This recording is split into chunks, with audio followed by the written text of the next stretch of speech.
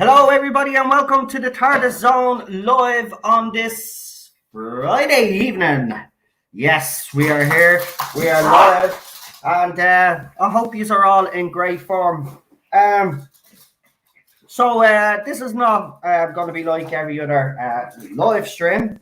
I've decided to basically have a go. Right. We've got things to talk about. There's a lot of things happening in the fandom right now, as you know. It's not only about Doctor Who, as you know. It's got to do with the fandom as well. The fandom is in a bit of a state, right? We have different factions now, obviously out there. Now, Philip Morris put up a tweet the other day. Right, I'm going to start off with this, because I have a video ready to drop, but it's dropping on Twitter, because if I drop it on YouTube, it'll be taken down, whereas if I drop it on Twitter, it'll be fine, because Twitter are not as strict when it comes to exposing idiots.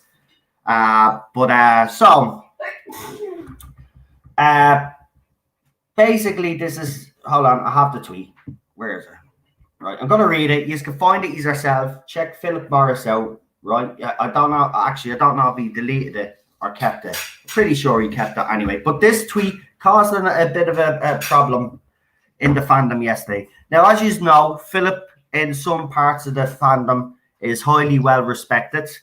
Obviously, because we wouldn't be watching Classic Who, some of the stories, if it wasn't for him. So he has earned that respect. So when he does tweet, obviously both sides do listen to him, because, you know, he's a highly well-respected character within the fandom. So he put up a tweet yesterday, and the reason why I want to bring this tweet up, because I can't believe how stupid the other side are, right? And especially Mr. Tardis reviews, yeah? Because this guy claims to be a clever person, yeah? But he obviously misread the tweet, because if he was anyway intelligent, he would see him and all the other people that were giving out about Philip Morris yesterday actually made a fool of themselves, right? So Philip Morris put up a tweet yesterday, and it was this. Where is it? I'll read it to you. It's clearance lot for Poundland. What a waste of time. Right? Now, I'll read that again. Clearance lot for Poundland. What a waste of time. So, of course, Mr. Tardis reviews and a couple of others obviously seen this tweet and called Philip Morris a liar. Now, are you tick, Mr. Tardis reviews, for starters, right? I'm sorry, but you're a bit of a tick. He said for Poundland. He did not say that he was actually in Poundland, you bloody fool. Call yourself intelligent? Well, you misread a bloody tweet, and then you and all your pals all day yesterday decided to go and talk about Philip Morris. And then what happened then? Obviously, then the mob from your side, your support then, go on to Philip Morris's Twitter account and start harassing the man after you misread a tweet. Your fault. So who's the lawyer? You bend the facts to suit your agenda. He did not say he was in Poundland. He did not say that the merchandise was in Poundland. What he said was cleared lot for Poundland. For. Key word there. For. So, obviously, as you know yourselves, there's been multiple attempts by certain members of the other side of the fandom, along with our cronies, right, to try take down me, Ballstrek, Gary, or whoever they feel is a threat right now. Right? Now, you ought to be scared. Right? You ought to be. Because I'll tell you why now you ought to be scared. The show is on its last legs, yeah? And we told you, it doesn't matter. He's had these little victories in between. But at the end of the day, we were going to win the whole lot. Because at the end of the day, it's the real fans that count, right? And they've walked away, right? This show is on its knees. Yeah? It's on its knees. The real fans have walked away. There's only you guys left, and now you are lashing out because you know it's near the end. And this is why it's happening, guys. This is why it's happening, right? They are lashing out right now because they know they have lost. They know Whittaker is going to go now, right? Because it's been reported all over the place now, and they're not so sure whether she's staying or not now. And they're nervous about that. They're nervous about that. And that's why they're lashing out. And that's why you have gobshites like Tardis and all, right? And I'll bring in his name in it because I saw a tweet by that fool today, right? And he's going to be brought into this conversation as well. You're a little twat. Do you know that? You've been going around slating this series originally at first. And now you're coming out against people like Philip Morris and others that have been speaking out against this series and saying, keep all your negativity to yourself. Do you not remember all your old videos, you little twat? You might have rebranded your channel, but you used to give out about this show just as much as us. So stop being a bloody hypocrite and shut the fuck up. It's nothing to do with you. You ran out of this fandom, rebranded your channel, so you go and stay in your own corner, you little fool. Right? You think because you have Channel Pup and all those other gobshites backing you up, you have nobody backing you up. None of them. Right? You all tried to get rid of me 2 weeks ago. Didn't fucking work. And it won't work. Fucking idiots. The guy used to fucking slag Doctor Who just as much as us, yeah? Used to slag Doctor Who just as much as us, right? Was even on live streams here with me. I was on live streams on his channel. He was trying to get on live streams on other bigger YouTube people's channels. And when that didn't happen, then he fucked off. That's the reality. Right? All he is about clicks and subs. He doesn't give a crap about the content that he actually does. So don't be talking to me. Right? He never said, Philip Morris never said, I'm going to put that tweet up for you so I can show you intelligent people here and show all you dummies where you went wrong. And then I'm going to show you some of these replies as well from these assholes. Yeah, because as I said, they deserve to be exposed for the idiots that they are. Because that's what they are. They're idiots. They twist stuff to suit their agenda, but they say we do the same. No, we don't. We use the facts. We always use the facts. And this is why they're lashing out. This is why they're going after Ian as well.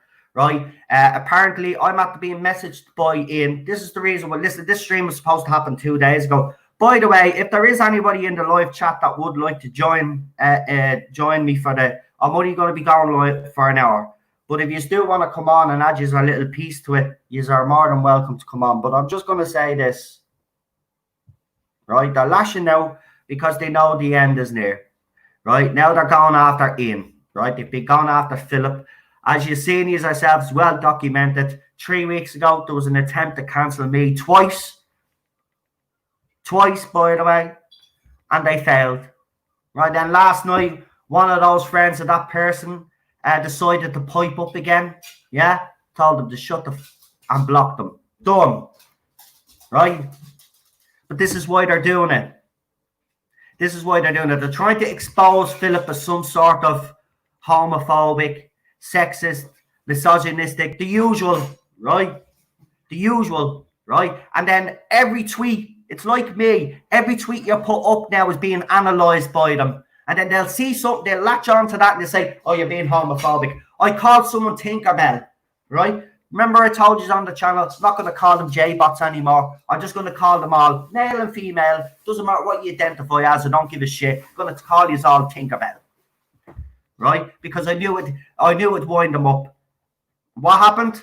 Someone came in, commented it, right? And I went, shut up, Tinkerbell, jog on. It's none of your business, right? Next of all, I see that my tweet is retweeted, and then nothing like a little light homophobia. And I'm like, what the hell is going on? So I go in and check this fella's profile. They, him, whatever, rainbows all over the place, and I thought, oh Jesus, now, yeah. So I go in and I said, number one, I didn't check your profile because I don't actually usually check the profile of idiots that leave comments on me tweets. But I said, second of all, I says, there's nothing homophobic about calling you Tinkerbell, right? Take your homophobia accusations somewhere else. Actually, I came up with a few Disney put downs last night, which was brilliant. I said to one of them, I says, take your Pinocchio accusations out of here. Which, for anybody that doesn't know, Pinocchio, anytime he lied, his nose grew big. Big nose cunts. Right. Where's this tweet? I want to show you this. Because it's important, you know, to show the stupidity of the other side. Right? And I've noticed that Mr. Tardis Reviews has piped up the last couple of weeks as well. Have you noticed a lot of those YouTubers on the other side have piped up the last couple of weeks? Because they're the nerves. And you notice as well, this rhetoric of being heard as well. Well, we've been critical of the show as well, but not as much as you have. Well, listen, the difference between me and Mr. Tardis Reviews and all YouTubers like that is we don't sit on the fence. The fact is, right, you might have come out and not liked something about the show, right? Or you don't like certain things in the show. We don't like the show, full stop. It's a bad show. And the fact that you won't come out when you clearly know that this show is rubbish, because you're even saying something, so, well, we know the show is just as bad, but you won't say that, and that's the difference. You would rather just sit back and say, as you say, let the others enjoy it while the ratings go down the pan. I'm sorry, there won't be a show for us to enjoy when Jodie's era is over. Do you not understand that? This is why we're fighting. Do you not understand? Right? It's time that you are arses and you actually bleeding start coming out and telling the bloody truth about the era. Many times you just have to be told. Right. Here's this tweet by Philip Morris, so we could show some evidence, because, you know, I'll be accused, well, you didn't show the tweet. So there's the tweet there. Clarendon's, and I've actually underlined 4.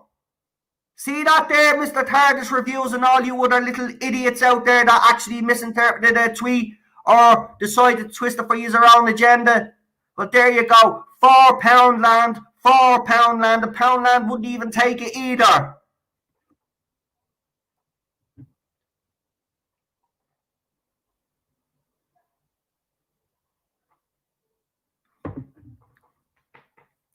So, this is why I'm doing this video.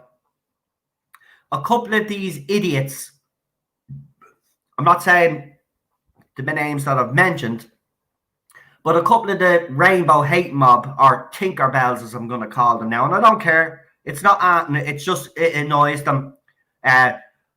Peter Pan was on the telly, and it's just, I thought, brilliant. There you go. I'm just going to use that, because let's be honest, Disney, Star Wars, all of their fans, load of balls, so it makes sense to me. Tinkerbells, right? So, all these Tinkerbells decided that it's not fair that Ian gets to review character options toys. So they're going to complain the character options, which they did. Now, as Ian explained, there's nothing character options, you know, he's not doing anything that they would consider bad.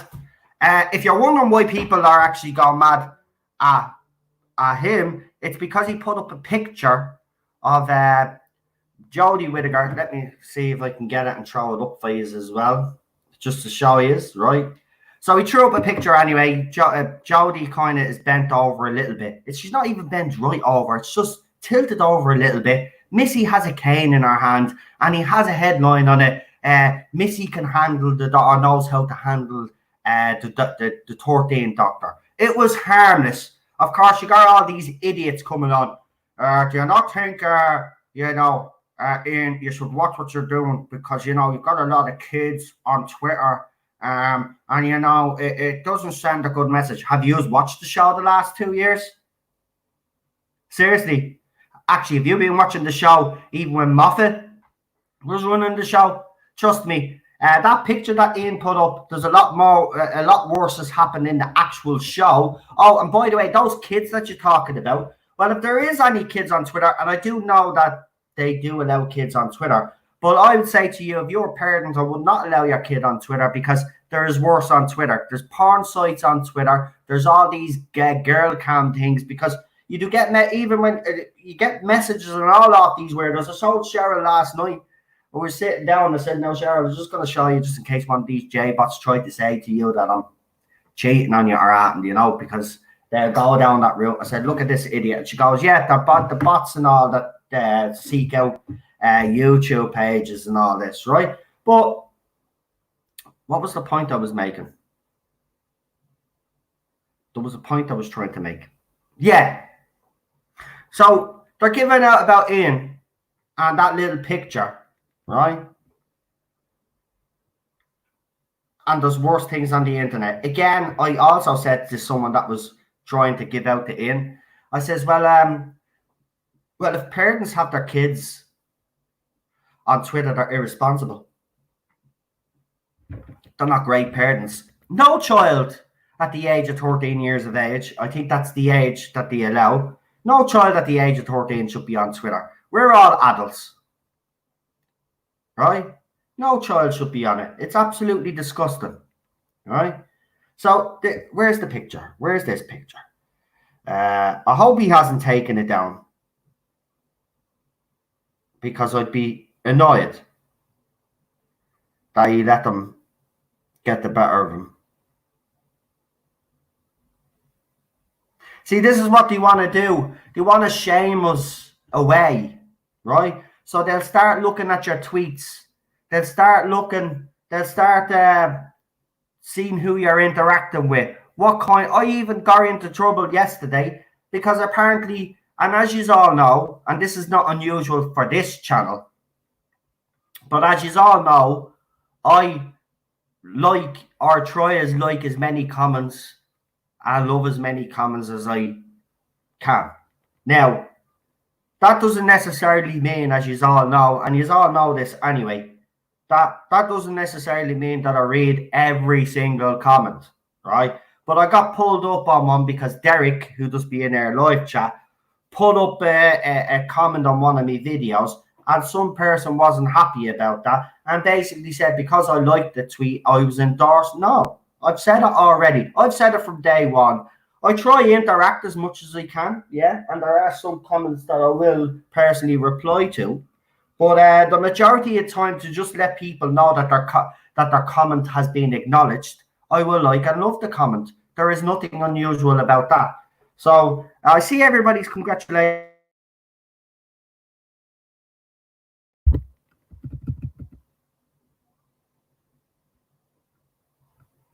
Oh, brilliant, Marty. So Marty just found out good news that he's gotten into university. Congratulations, my friend. Congratulations. I'm delighted for you. Where is this bloody tweet?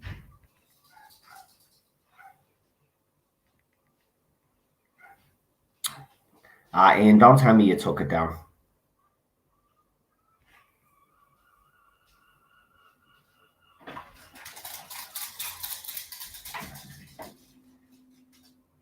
He didn't take it down. He couldn't have took it. Why would you? Sure, you left it up for that long. Why would you take it down after the fact?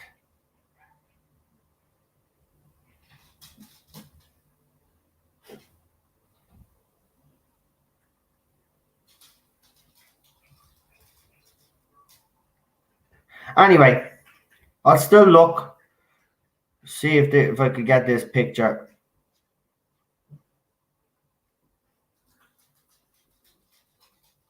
And congratulations, Marty. That's absolutely fantastic.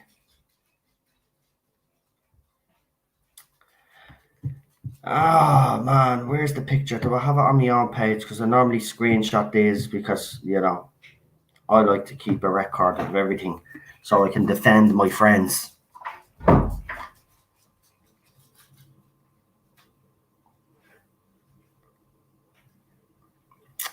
Where is it?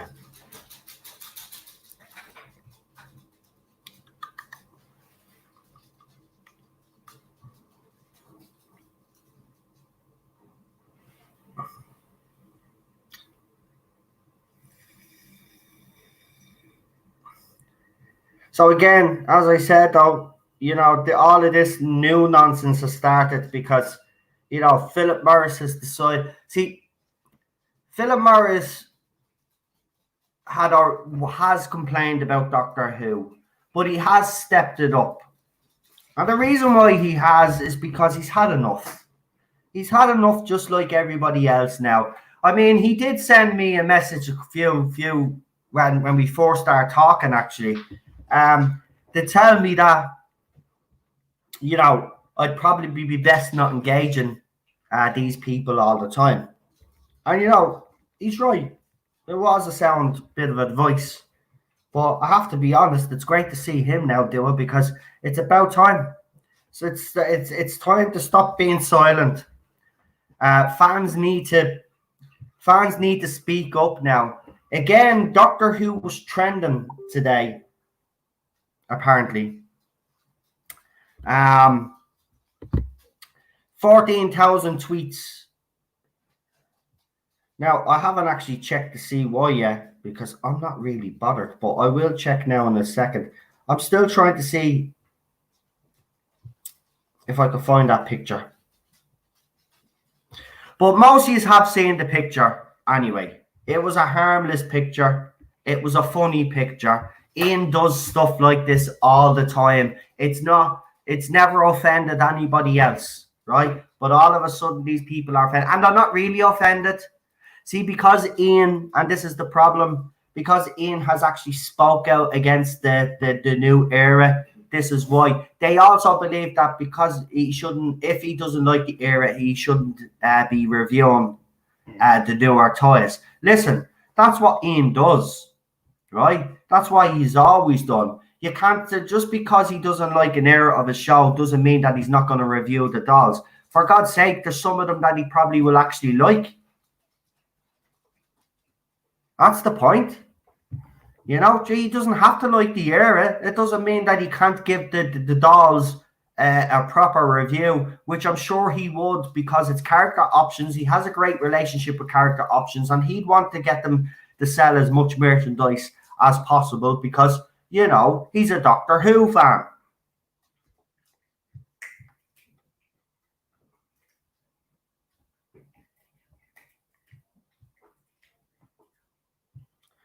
I mean, as soon as Philip Morris started bringing up all the stuff about how bad the show was done, see, I've been doing that for 2-3 years anyway, right? With the series as it's been going along. But the significance of Philip Morris actually coming out and saying something is actually huge because he's finally. It's not that he's come off the fence. He's always had a problem. He's had a problem with this here. He just decided that it'd be easier not to say it. And I do agree with him originally, because why would you want to say you get your head ripped off you as soon as you open your mouth? So, but he's decided to, enough is enough. Right. I have actually added those other messages now. So what I'll do is I'll stop sharing that for a second because I have to refresh it, I think. Very quickly, I got sent this.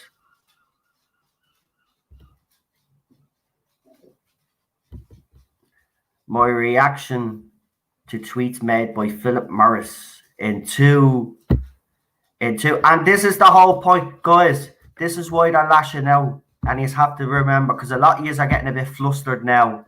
Why are they doing this? Why are they doing this? I'm going to show you why. Right? The reason why. My reaction to the tweets made by Philip Morris in 2 images, fear and horror. That's what it is. It's exactly that. For the first time, these little J-bots or Tinkerbells actually fear, for the first time, they fear what we say. It's not what we're doing. They fear what we say. And the reason why is because they know deep down that this show is a pile of crap, right? But you see, they made the biggest mistake of actually like telling the fans, the real fans, to piss off. And you see, the result of that, unfortunately for them, is that the show is on its last legs. Because whether you like to believe it or not, it was us that kept Series 11 going. If we hadn't have reviewed it and hadn't got people to watch, because let's be honest, every week we were reviewing it, people were hate watching it. But you see, this year we're not going to review it and we're not going to hate watch it. So, you know, as the series was going on, you could see that the public were dropping off. We're not coming back. And this is the result. So for the first time, I actually think they genuinely fear the fact that Jodie Whittaker could be out on her ear. And you know what? I would fear that because she is going to be out on her ear. And by the way, some fans out there are still using this pandemic as an excuse, or they're saying we're using it as an excuse because the rumour mill will be in overdrive. This was a rumour before the pandemic. This rumour has been going with Jodie Whittaker leaving for the past 2 years, and it hasn't gone away. It hasn't gone away, right? And I think because Philip Morris has come out and said something, because Philip Morris is respected in this fandom and does, you know, people listen when he does speak. The fact that he's coming out, as I said, and has decided to speak up. And don't get me wrong, it's not as if he's never spoke up before, right? It's just he's being less militant.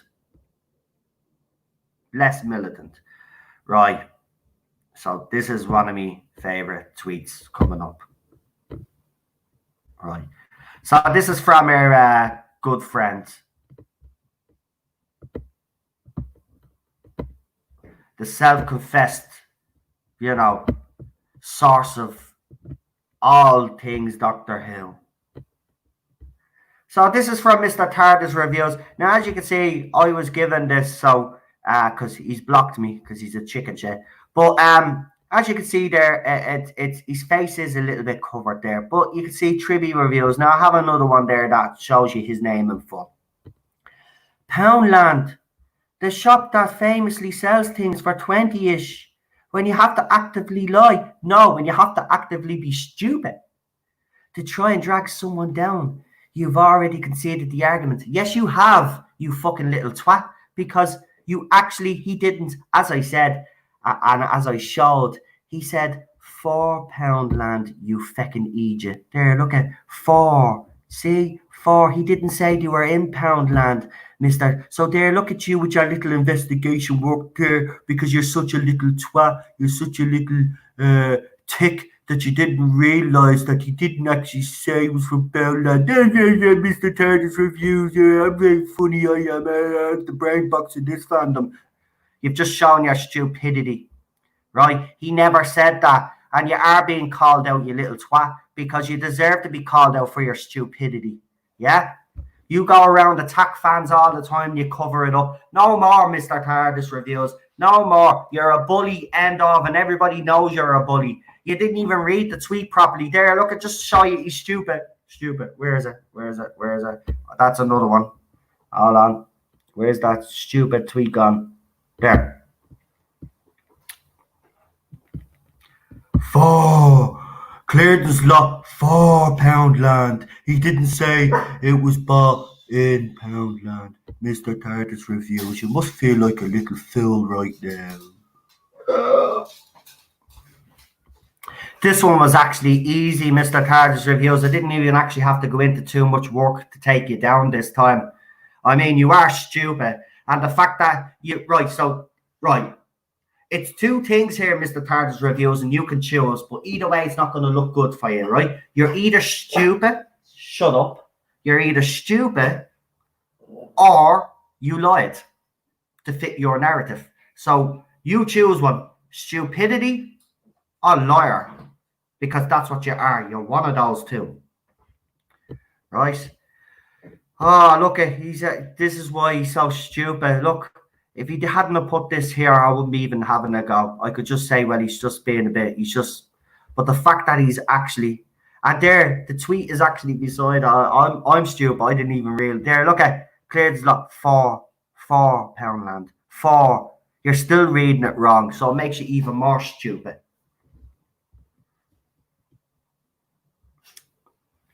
Oh, I can't believe that. This stupidity. Stupid. Right here. So he follows it up with this one on the same thread. Right. This is hilarious. This is why nobody should listen to this man. This man is a complete fool. He twists everything to suit his narrative. He's the liar. The ratings are down the pan. It doesn't matter how many videos he does to try and switch it up. And also, he has all this rhetoric. TV habits of change. Listen, don't be listening to him. He's an idiot, right? He does not give you the facts, right? And sometimes I do get facts wrong. We all do. I do. I'll put my hand up. I don't get everything perfect myself. But I do know that this show is on its last legs. And he can say what he wants. But here's the stupidity of this bloke again. You don't like the current run. Cool. I have my issues with it as well. But this constant lying, this constant unhinged behavior is nothing short of insane. Great. You're talking about yourself there. That's you. You're constantly lying. You're constantly unhinged anytime anybody has anything bad to say about this show.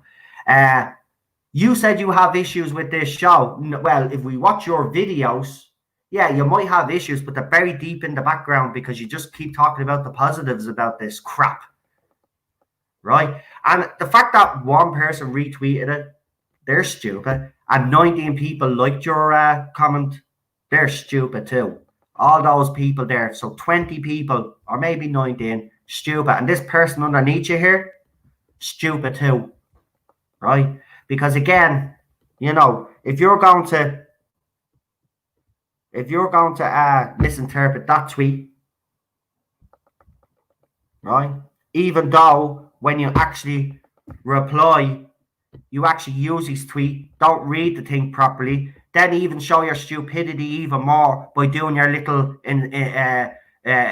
Detective Columbo, Inspector Columbo there, or Miss Marple, yeah, thinking you're being a smart arse when you actually misread a tweet.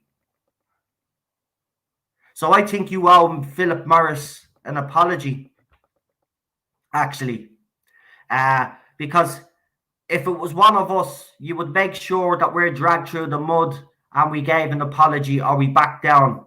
Yeah. So you're an idiot. So you're either an idiot or a liar. As I said, you're one of the two.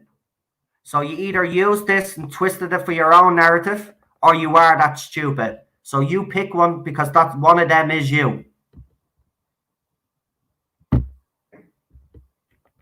And that's how you destroy Mr. Tardis Review's argument there, right? It was easy. Didn't have to do nothing with this one. It was simple enough to show his stupidity, because he is an idiot.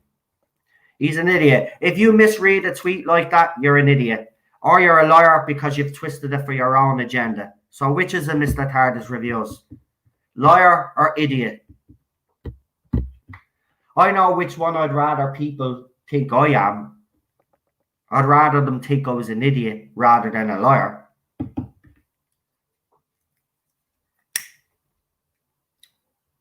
But there you go. So that's what's happening with Philip Morris. But that's how you end that whole situation there. As I said, it didn't take much. And listen, I could show you the whole thread of all the idiots that fell for this, but I won't embarrass them. I won't embarrass them because they're the usual suspects as well, by the way. So then, of course, you had other idiots like Tardis getting involved without knowing the context. So I hope you've seen that as well, you little fool. And see that he never actually said anything about Powerland. And also, by the way, he has every right to complain about this era. You keep telling us to stop with air negativity. Right, I'll tell you what then. All you guys out there that praise this crap, you shut up then. Shut up praising it. Shut up praising it. Right? You don't want us to complain about it. You shut up praising it. Doesn't work that way though, does it? No, we're not going to stop you from praising this crap just as much as you are never going to stop us from actually having our opinion. And if we don't like this crap, tough shit. Tough. Deal with it. Deal with it. Right? This has been going on for too long now. You guys thinking yous are running this fandom and yous actually dictate and yous are the moral compass for this fandom and yous tell us what we can and can't write about it. No, I'm sorry, it doesn't work like that. No more. We're standing up for ourselves from now on. So if any of you bullies or you misrepresent something, you are going to be called out on it. Just like Mr. Tardis Reviews is being called out for his blatant lies. Right? It's either lies or stupidity, as I said, but it's one of them. Well, I get called unhinged all the time, Daniel. It's nothing new there. Because I'm angry, because I get upset. That's just me showing emotion and passion. Yes, I'm not going to sit here and say that I don't get unhinged sometimes. Of course I do. I get that angry that I do. Everybody does. I'm not going to sit here and say that, I'm perfect. I'm not. I have my flaws. I'm a human bloody being, right? And I'm proud of them, right? It makes me who I am.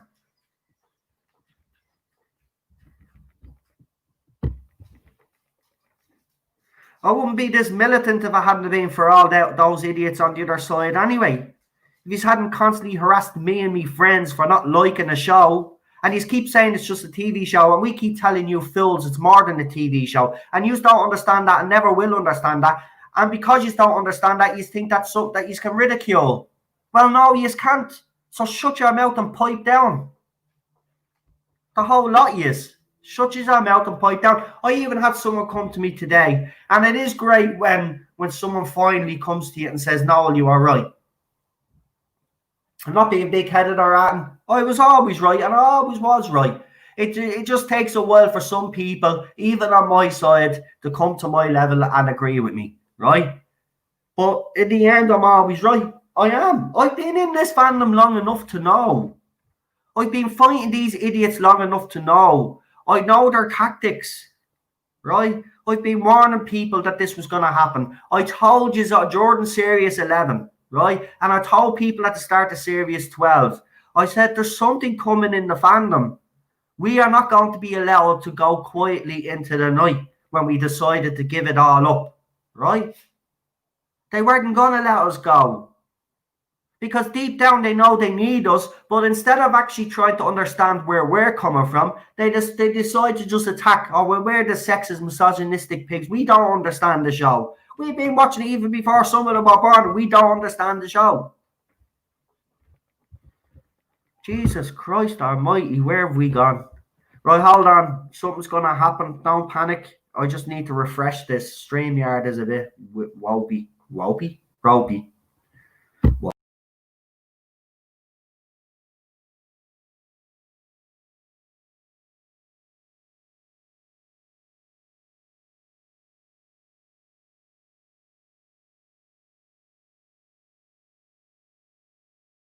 Right, we're back. By the way, I also said check your emails, people. The usual people that I send emails to, just very quickly check your emails. There'll be a surprise email for someone. If you want to join, why does it say 0 people are watching me? Has this stream been taken down? I wouldn't be surprised. See, this is how they play. But by the way, I want to show you all something as well. As you know, I've been accused of setting up all fake Twitter accounts. And, I was accused of bullying people. Well, as you know yourselves, I've been, I've said this to you, is that I've had nothing to do with them, and I've been reporting them all. So I've got something to show you anyway, really quickly, just in case anybody thought that other situation has gone away. It actually hasn't gone away. I just haven't been speaking about it, but I will show you this, because we do have some good news. Now, this is the third account now, if I'm correct. So this is the third account that was going around harassing people that I was accused of using. But I just want to show you, because to prove that I've been reporting this, because, you know, Twitter is great at sending you reports. So as you can see there, so this channel actually did, Twitter page actually did break the Twitter rules, violated the rules. They checked. Now, this was the person. There you go. Do you see the name there? It's obviously a troll account. I reported it. Now, if this was my account, I wouldn't be still on Twitter, as you know yourselves, like, because I've reported 3 or 4. This is the third one now that's being taken out. There's a lot more to go, but as I said, Twitter are investigating. They're also investigating where these accounts actually are coming from. And I should have word within the next couple of weeks on that, and finally put an end to this this mess. But I just thought I'd show you there. This is what happens, people that come after me. And it is a warning to you all out there. All right? You have tried so many times and failed. And this is not me having a big head. This is me, because I have survived this over and over. And I know that you guys are pathetic and you will never win this. You can try all the tactics you want to try get rid of us from this fandom. You can try bully me offline all you want. I have told you from day one, I am not going anywhere. And I won't be going anywhere.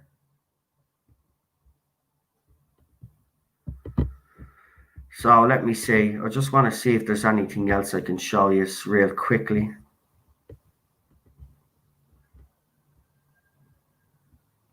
Of course, Lee has been...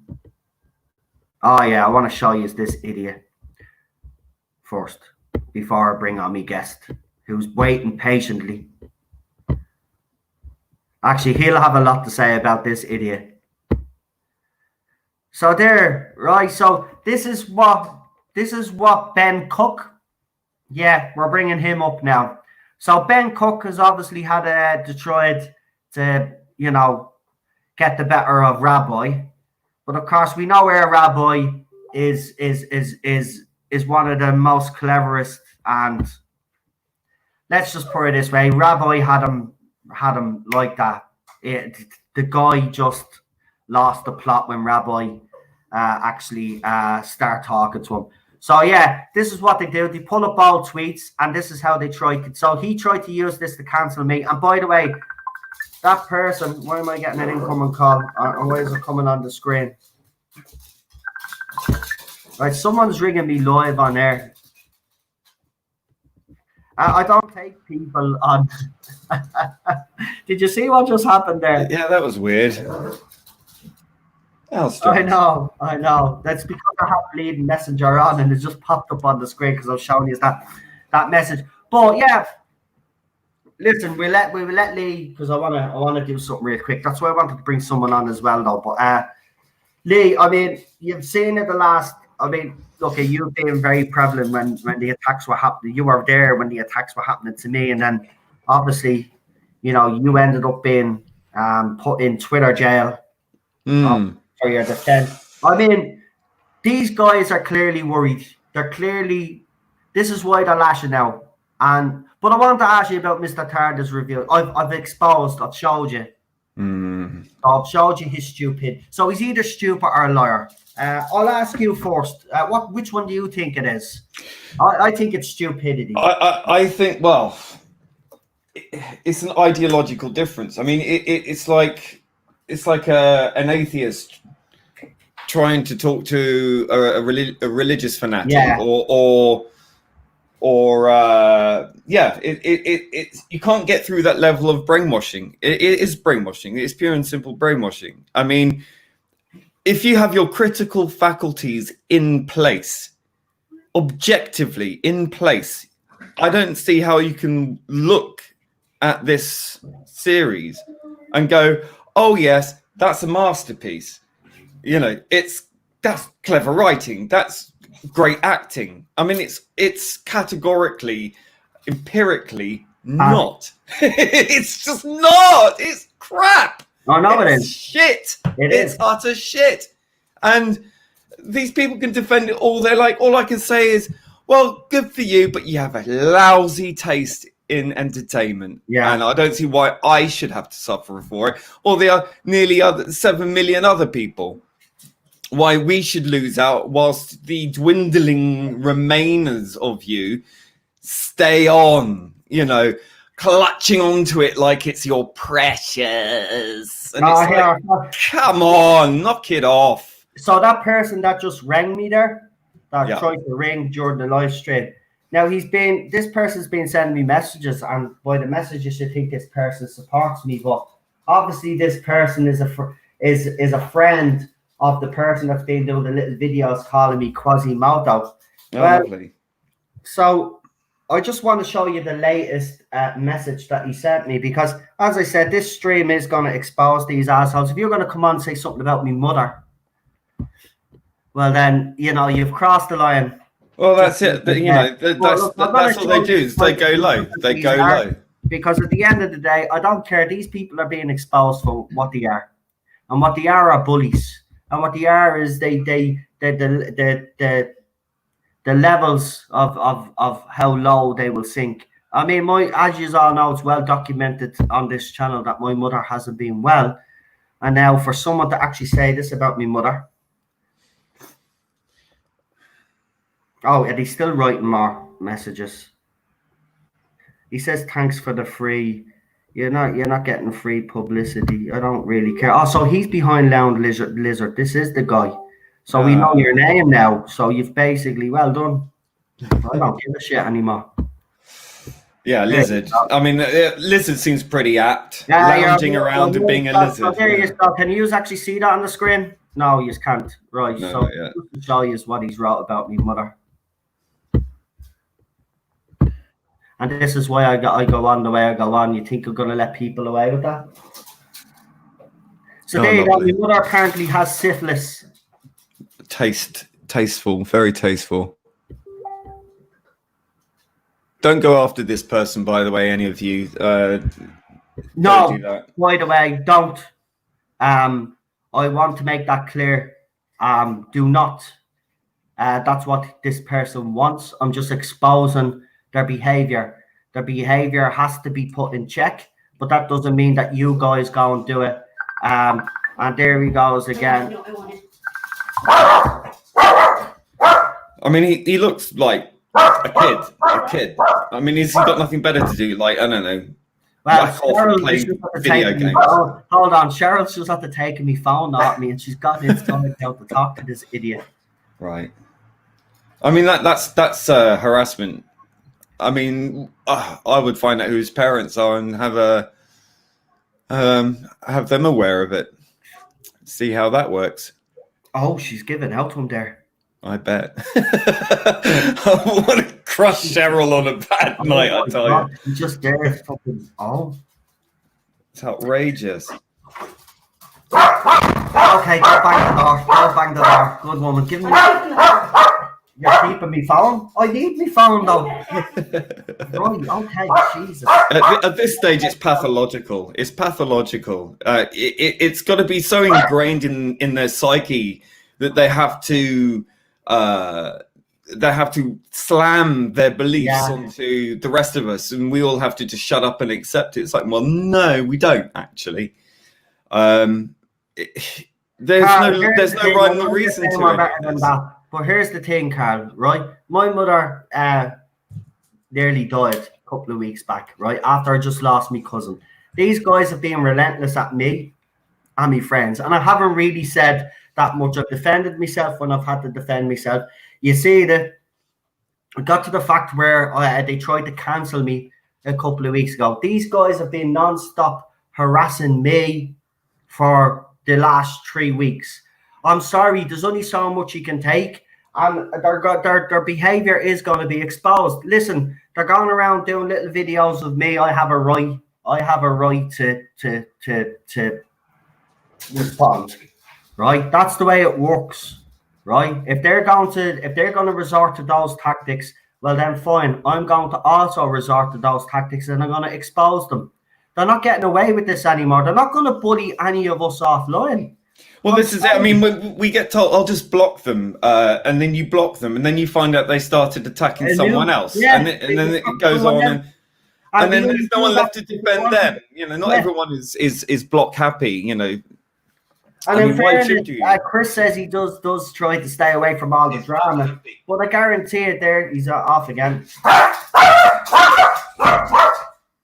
She's really going after this fella. Here, Ted, come here to me. You come over and sit beside me and stop. We're going to stream, right? While Mammy gets out of the bathroom. Right. Let's have a little chat, right? But yeah, I mean, it's ridiculous, and they only resorted because they want us to go. They want to basically say, oh, look at Tardis, he's this, that, and the other. Right, everybody knows who comes onto these streams and gets to know the real me, and knows that the little snippets that they put up on Twitter or the accusations all fall flat. Right, at the end of the day, right, I do not like this era, along with all of you guys here. Right, that's the vast majority of the fans. Not our fault, right? So the question we've been asking is why has it become this bad? And then when you look at it and analyze it, it's down to the writing and it's down to the person that was cast. Now, you guys might not agree with that on the other side, right? You have every right to praise this show as much as you want, just like we have every right to criticize it if we do not like it. And that's the bottom line. You keep telling us to shut up, well, then you guys shut up. What they do is they try and provoke you into something, saying something in a fit of anger, and then they will use it against you forever and ever and ever. What they don't seem to realize is, or they do realize, but they're just, you know, completely complicit within this, is that they are the ones doing this to you. I mean, if someone did this to them on the level that they dish out to you, they would collapse within minutes. I know. They would collapse within minutes. And it's just like, I just don't understand the reasoning behind it. It's like, there was one earlier on there who was just going on and on and on and being, you know, sarcasm is their only recourse. They're so low-witted that's their main crux, is to be sarcastic. It's the lowest form of wit, and you know it's quite clear they're not very intelligent. And I just think, well, shame on them. Really, it's a pity. I feel pitiful for them because it's so embarrassing, really, to be that low-minded. And like, I can't understand, like, what is the big deal here? I mean, had they never once ever in their entire lives criticized a director, a producer, a celebrity, an actor, or a singer, someone they don't like? Do they like absolutely everything and everyone? That's what I mean. This is why this is stupid. You mean to tell me that none of these guys don't like that they like everything, and they don't like, and they don't dislike anything? Is like that perfect that the whole world is absolutely spot on for you? It's not.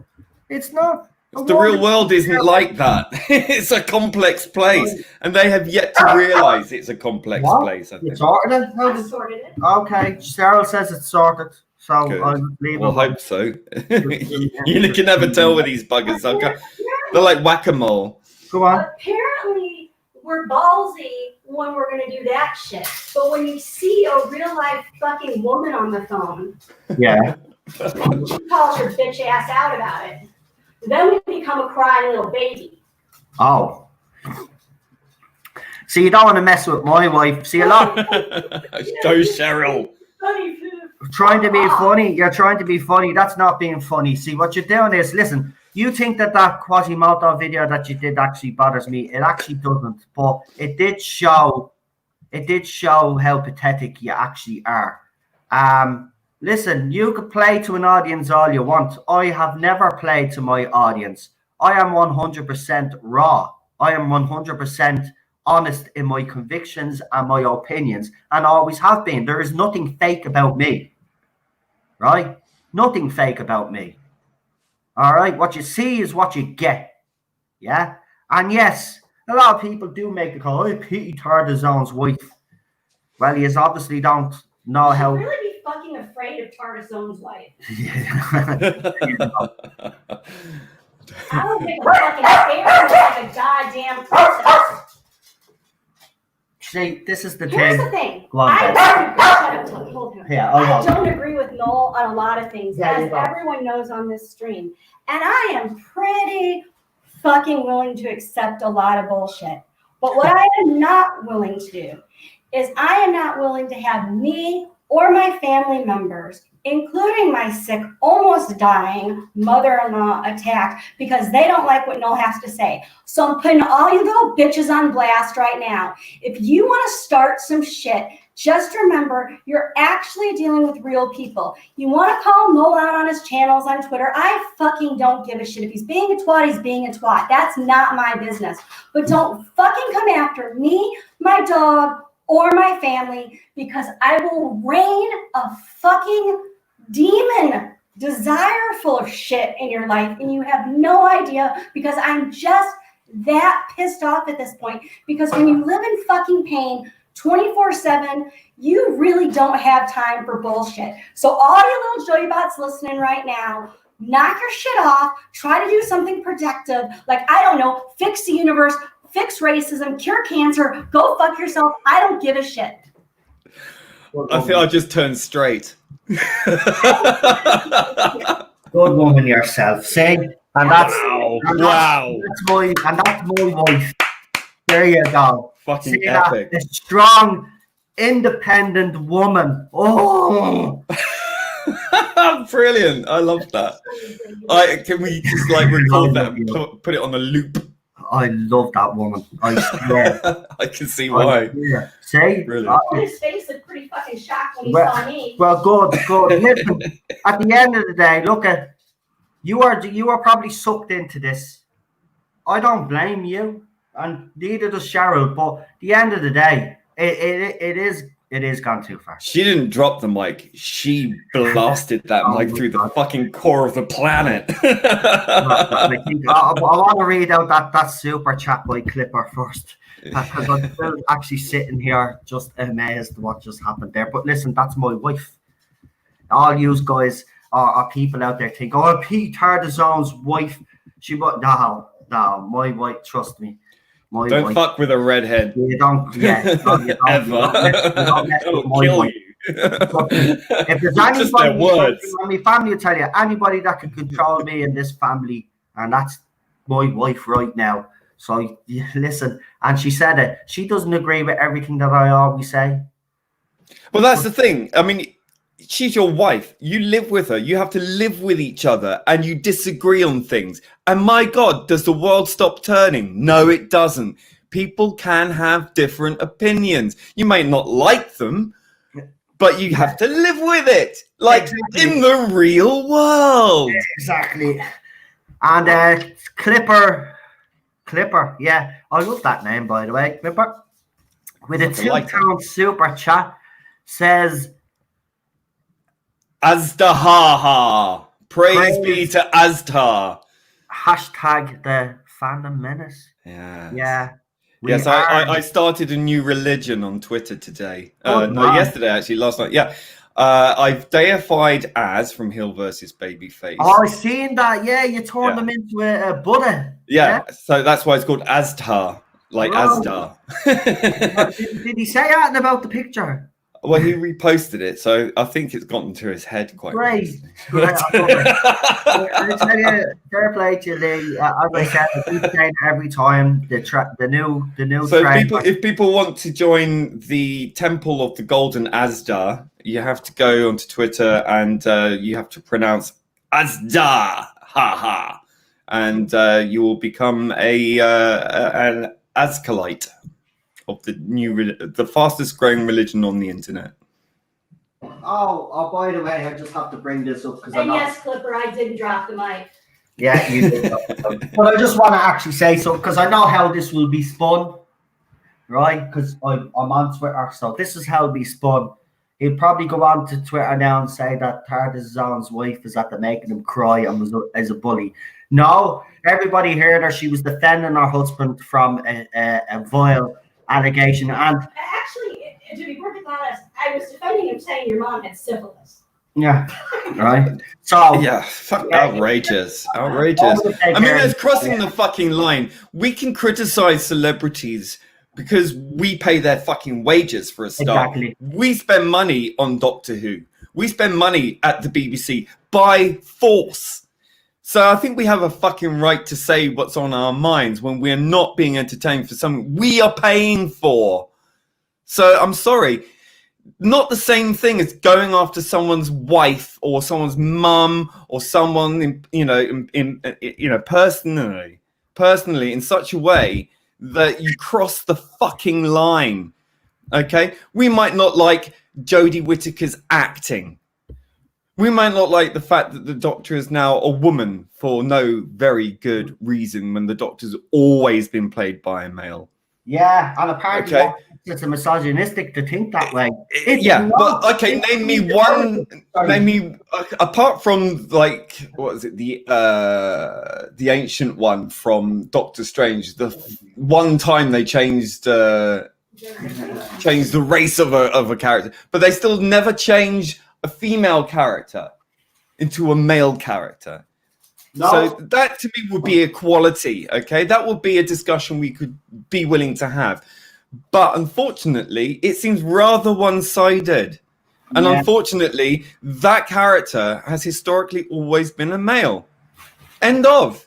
And just so that they can wreck on these things in doesn't make it okay. Like this whole timeless children thing is not just it's canon, therefore it's okay. No, if we don't like it, we say so. Whether or not that changes is immaterial. We're still going to keep saying it.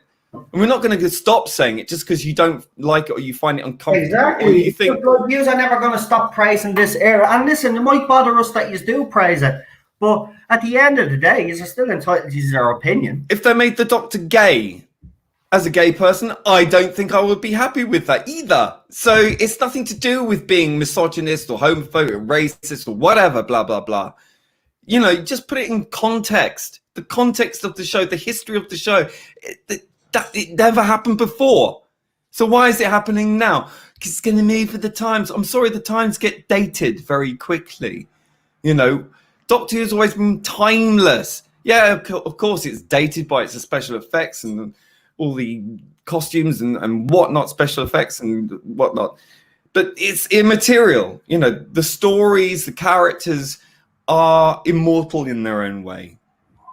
So just to think that somehow Gallifrey has identity politics on it suddenly, really? Isn't that just a bit of a narcissistic reflection of our own society? It's not, it's supposed to be an alien planet, for crying out loud.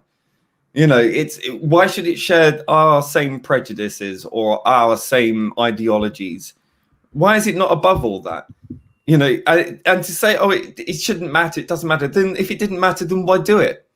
Yeah. It's the same argument. Chris left you a message there on the screen. You should read it out there because I think that's a very good point as well. I've noticed that Chibnall, who is transphobic to trans men, they have Jodie say she had an upgrade by becoming female while taking away any representation trans men could have. Good point. What absolutely valid point. It's a valid point. If you're going to use the same logic applied by Chibnall and all his little minions, then why are you not offended that she mocked men? And if trans men are real men, isn't that offensive to trans people? Seems pretty clear and cut and dry to me. Yeah, sorry, they just rewarding Cheryl. That's all right. For defense of her husband. That's a very good point, Chris. Very good point. I mean, these people will tie themselves up in knots creating all these new rules without thinking of the full logical extension to all of that, the logical conclusion where it all goes to. It becomes a morass, a never-ending knot, a snake chasing its own tail, because it will never be satisfied, it will never be satiated, and it will constantly change, and it will constantly move on to the next thing. It doesn't think about anything in depth. It just receives pronouncements from up on high. It's received wisdom, and unfortunately, it's not very wise, because all it is more divisive. You make issues out of issues that were not issues before. You make them issues, and then you start being aggressive to anyone who doesn't agree or doesn't particularly understand the issues. And you don't win anyone over to your cause by bashing them over the head or treating them like a piece of shit. It doesn't work that way. You don't win allies by threatening them. Do you understand? It's as simple as that. If you want people to understand you, you have to engage in conversation. That conversation has to be of a certain intellectual weight. It has to have a certain idea of what it stands for. Not slogans, not identities, not sexualities, not color, not fucking all these other material aspects of humanity. You know, look at the people inside those fleshy sacks that they walk around in. You can't see beyond that because it's so fucking shallow and self-serving. Stop being shallow and self-serving and start looking at people as something other than their dangly bits or the color of their skin. Simple. It's a fucking simple thing. Look at the humanity of people, not their traits. Yeah, Cheryl would actually like to add something else. I just want to pop something in because I actually was going to ask Noel to say something before, but then that happened, which is another reason I bitch. If everyone wouldn't mind, whether you pray or just send good healing thoughts, whatever, out into the universe. My mom's coming home after her second day in the hospital. Yeah. Having her shoulder basically put back together. She's in a lot of pain and she's not doing well. And as you know, my family doesn't live in Ireland. They live in the US. So my mom's 3,000 miles away. She's in a lot of pain. She's elderly. So any good thoughts would be appreciated. Thank you. Sending lots of positive thoughts her way. And, yeah, I hope she gets well. Cheryl hasn't had a good time of it. Cheryl doesn't need this shit. Neither do I. No one needs it. Neither do I, right? Look, I've been through the ringer the last 3 weeks, right? And you know what? At some stages along the way, I was going to throw in the towel. Because to be honest with you, I don't want to put me and my wife through any of this. It's not fair on her and it's not fair on me either because we're dealing with shit in the family. You know, health-wise, we've had, you know, both their families have had a shitty time of it right now.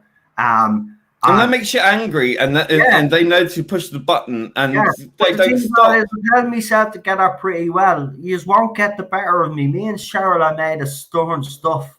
And what my wife has said tonight, listen, Cheryl likes to keep out of the drama, right? And that's why she hasn't featured a lot on the channel, or she's usually in bed when I do these streams, right? Because the fun is being sucked out of her, right? She'd love to join the watch-alongs and all, but then, of course, you know, we do always end up going back talking about. Well, this is what they do. They destroy things. They destroy the enjoyment for other people because they are unwilling to use any form of empathy as to why we feel the way we do.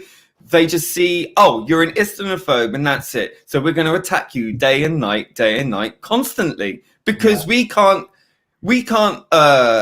accept anyone that doesn't think like we do. Now, I'm sorry. Are you more like the Doctor with that thinking, or are you more like a fucking Cyberman with that thinking? Again, I said it before. You will be like us. You will be like us. Yeah, exactly. You know, it's no individual madness. No, think for yourselves, people. For fuck's sake, grow the fuck up. Okay, you're talking to older people who have some lived experience. Remember that term, lived experience, and you're always on about it and how important it is. Well, this is it. As you get older, you don't necessarily get wiser. I'm not saying that, but you certainly understand the mechanisms of the world and the way things work and how people work because you've been around them longer. And you kind of pick up on nuances. And I learned to live amongst people and deal with people who I don't necessarily agree with or fundamentally disagree with, but I can still sit down and have a polite, civil conversation with them, discuss these things openly in a mutually respectful way, and we get somewhere. I had a 3-hour-long conversation with a very, very Christian, devout Christian man from Canada, a very prominent, very successful scientist, engineer, at a science conference, and we stayed up all night. And I told him eventually that I was homosexual, and he was surprised because he was telling me all this stuff about Jesus and God and science and all sorts of. I mean, he's not like a Christian Scientist, if that makes sense. I mean, he keeps them separate. But he's a deeply fascinating person. He's obviously quite right-wing. I come from the left, but I'm more liberal-minded. But I do empathize with a lot of what the right is saying these days, because I see the absolute lunacy of what the left has become, because it's become a tatters of itself. It's not what it used to be. It's nothing to do with class. It's nothing to do with rich and poor or the struggles, whatever, the proportion of wealth and distribution of wealth or any of that stuff. It's not even about that. And I've kind of moved away from some of these things because it's become hijacked by a bunch of fanatics who've turned it into something completely different. You've turned a socialist idea into a postmodernist idea. But I still see it as a Marxist thing where they will use postmodernism to get people to be controlled. But the first people up against the wall, if a revolution ever comes, I hope to God it doesn't, they will be the first against the wall. You're useful idiots. And this is your mentality that's going to get you into serious fucking trouble. You're going to get yourselves in serious shit. Not from people on the right or people from the center or other liberals, but the fucking far, far left that you've allied yourselves with. You've been brainwashed with a Maoist struggle session level brainwashing, okay? It's called a struggle session. It's peer pressure, in other words. Peer pressure is just exactly, it's a loose term, but it reflects pretty much that level of forced peer pressure. Yeah, you feel like you have to go with the flow and accept the deemed popular opinion. Twitter is not the popular opinion, okay? If it was, Boris Johnson wouldn't be PM right now. It would be Piers Corbyn. He would be in. Brexit would never have happened because, according to Twitter, it wasn't never likely to happen because all the polls on Twitter said it wouldn't. Twitter isn't real. You're living far too much online. Get the fuck out. Go out and fucking play out in the fucking parks. Kick a ball around. Go to the cinema. Hang out with your friends. Don't play video games for once. Go out and hang out and do something else. Do something creative. Pick up a fucking trade. Do a hobby. Build something. Make something. Draw something. Whatever. But you're sitting there and all you want to do is going, I'm going to nudge that guy I don't like a bit more because he's a thing and he's a specific thing that I don't like. How miserable is it in your life to do that? To find that satisfying? Are you that miserable that you only get satisfaction from making other people feel even more fucking miserable? We're already upset because our beloved show has become something it wasn't and it isn't. It's fundamentally different. You don't get it, we do. Sorry about that. We think about these things. We criticize things because we're critically minded. It's not a bad thing to be critically minded. It's an important thing to be critically minded. If you're not critical, if you're not even slightly paranoid even, then you're going to be used and you're going to be subjected to all kinds of fucking easy manipulation. And you are easily manipulated, because if you can fall for this dish of crap served to you and accept that and think it's wonderful, brave and stunning and all the rest of it, you're sadly mistaken. I'm glad you enjoy it. Great. We don't. It's not a crime to dislike it. I'm sorry, it's not. For whatever reason. Doesn't matter what the reason is. Even if it's something you absolutely fundamentally can't stand, it's an opinion. Okay? The world is a varied place. It's full of people who are different. Not everyone is like you. And thank God. Right, I've been told to check Facebook. Someone left a comment. I've got a funny feeling I won't be able, if this is what I think it is, I won't be able to show you this message because it'll be, I know. I've got 2 message requests and I've got a funny feeling that the guy that's commented in the comment section now is going to actually send me pictures of probably people being decapitated. Is it that one? Yeah. I mean, what the fuck? Seriously?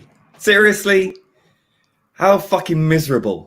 How fucking miserable. If you can actually sit there and look at these things and just go, oh, yeah. So this fella, Nicholas, says, hello, would like to come on to your show. You effing made me angry and I will effing kill you. Don't make me call the effing police. I'm actually on the phone to them right now. Good for you. I'm going to screenshot that and put that up on Twitter for everybody to see. I don't give a flying crap. Yeah, I mean, they've just threatened to kill you and they're on the phone to the police. I don't think so. And if they are, more fool you. I've got another one as well. Suck your mum. Your mum's got syphilis. Get scoped. Wow. That made me cry. Well, he's at the going under a different, then he's gone under a different account. Of course he is, because he got humiliated. Pathetic. Absolutely. Right, I've got those 2 messages. Form an intellectual argument. Find out if you can find out their Facebook and their parents or anyone who knows their parents. I know. See what they have to say about it. That's what I mean. I wouldn't say their parents would be very, very happy with them. Well, they're obviously not doing a great job. Yeah. So, Chris, what you could do is that person that told you for me to check Facebook there, you can actually remove him from the chat. It's obviously the same person. He hasn't learned these lessons. Screenshot it first.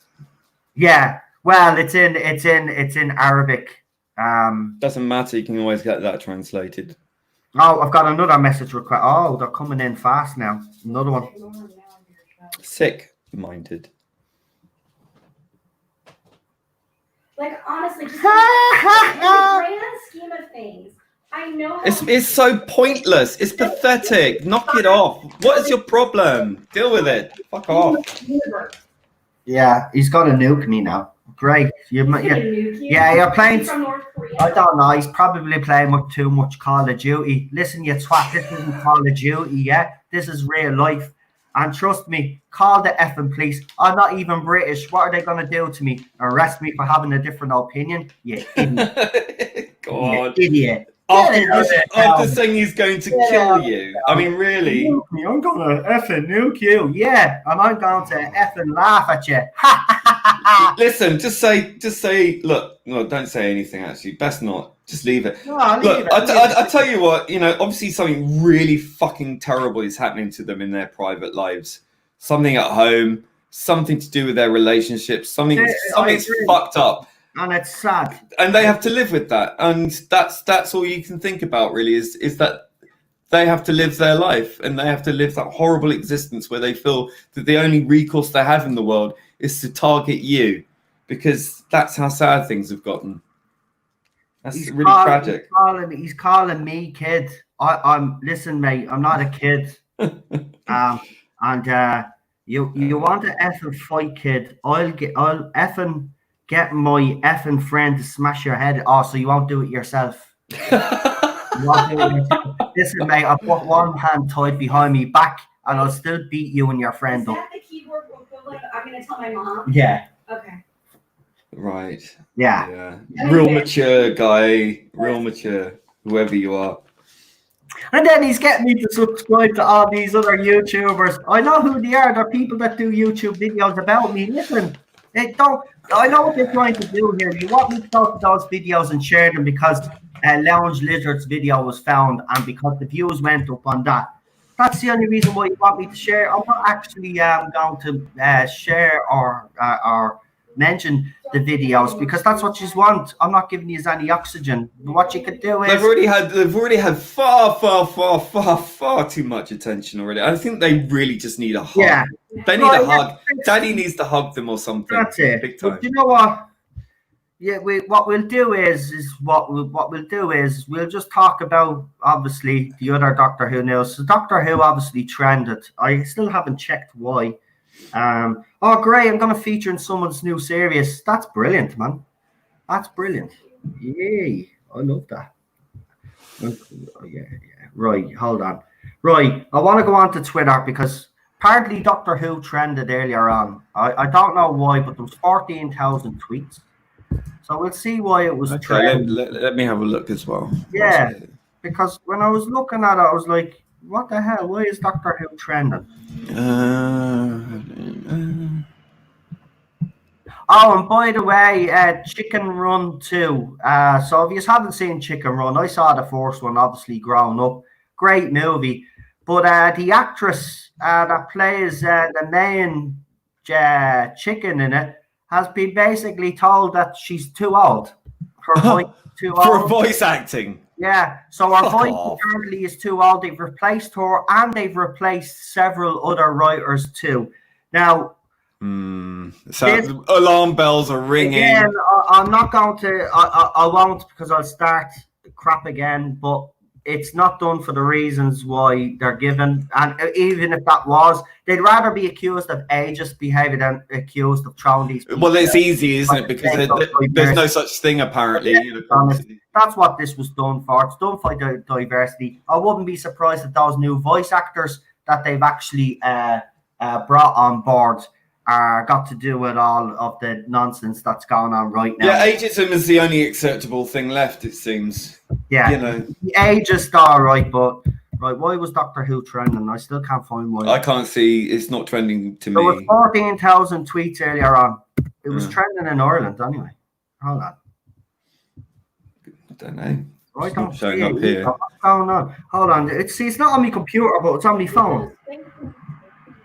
No, but I just want to check because it is interesting. I mean, like, why it's not unless they come out with more. I know there was a couple of articles from the Sun and from other newspapers that have picked up on the BBC Wales boss's news.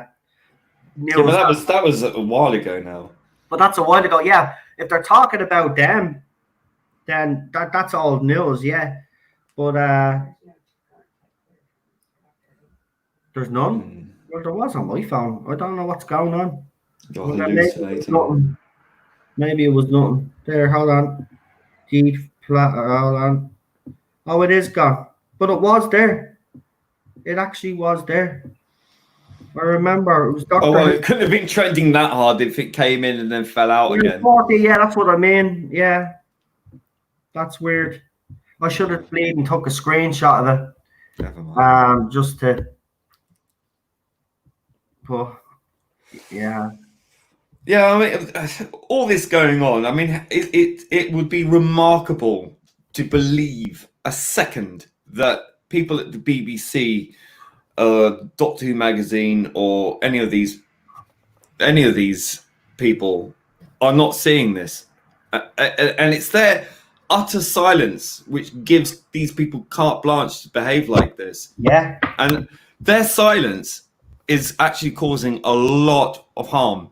Yeah, and they need to stop this. They are the ones with the power to stop this. If they told them, we don't want this ongoing bullying, we accept people have different opinions and may not like this era or whatever, but this has got to stop. They have to do something. They have to say something. They have to say it now, because this is getting really, really bad.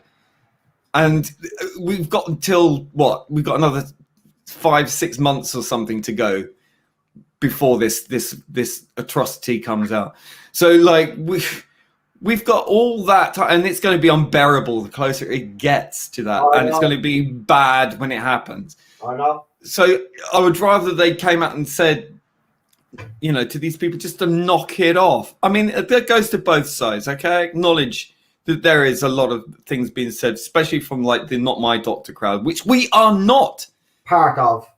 We're not part of that group. That's a totally separate thing. What we are is that we are not happy with the casting. We're not happy with the directing. We're not happy with the production. I mean, it looks fabulous, but I mean, the producer, the showrunner side of things, the writing, the politicalization, the, you know, I mean, listen, I'm pretty easy with the gender swap thing. I still think it's wrong. I still think it would, you know, the character is fundamentally a male role. However, I loved Missy. I would have been perfectly happy if she had taken over the role, for example, you know, like in some clever writing, let's say, for example, because I swear to God, there was a scene when Missy was saying goodbye to the 12th Doctor and she held his hand and she looked down at him and then looked up, and I thought she was handing him something. Yeah. And I thought, well, maybe she's handing her life force, you know, in a watch to him, and knowing that she was going to do what she was going to do and that she will be probably, you know, doomed. No, that's actually. And then she, you know, it could have been, and as the Doctor regenerated, opened it, and then he was regenerating or whatever, boom, swap the energy or something. I mean, that at least is a better idea than what we got.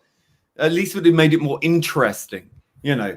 Write the story to make it interesting. Write the gender swap thing as a really important thing, not just like, oh, yeah, brilliant. Fuck. Someone said she looked like Rick Mail. I was like, yeah, fuck. Like the female Rick Mail without the humor. And yeah. I thought long and hard about that one. I should be in charge. But no, I just think really, you know, it's not misogyny to criticize one actress for crying out loud. It's not all women. We don't hate all women. And Noel's married to one, in case you hadn't noticed, people. You know. And at best she tolerates him. Yeah. That's the best way to have problem. But look, all seriousness, you know, tolerance works both ways. Okay, we may not be tolerant of this current era, but for our own reasons. You don't have to like it, but you have to respect it. Okay, and we respect that you enjoy the show. That's it. Simple as that. What we don't respect is when you come onto our side and push and provoke and cause shit constantly, like all this stuff going on. We don't do that. None of us, as far as I'm aware of anyway, and, you know, got a few people on Twitter that are in our group. Not one of us has gone over to their side deliberately to antagonize them at all. Certainly no death threats, certainly no death wishes, certainly none of this. But we get it all the time.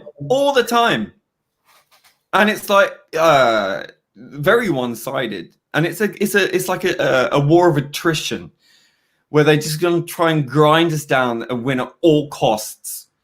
They don't care about the human cost. They don't care about the price it causes on the human spirit, especially in a time like this where everyone's feeling it. Yeah.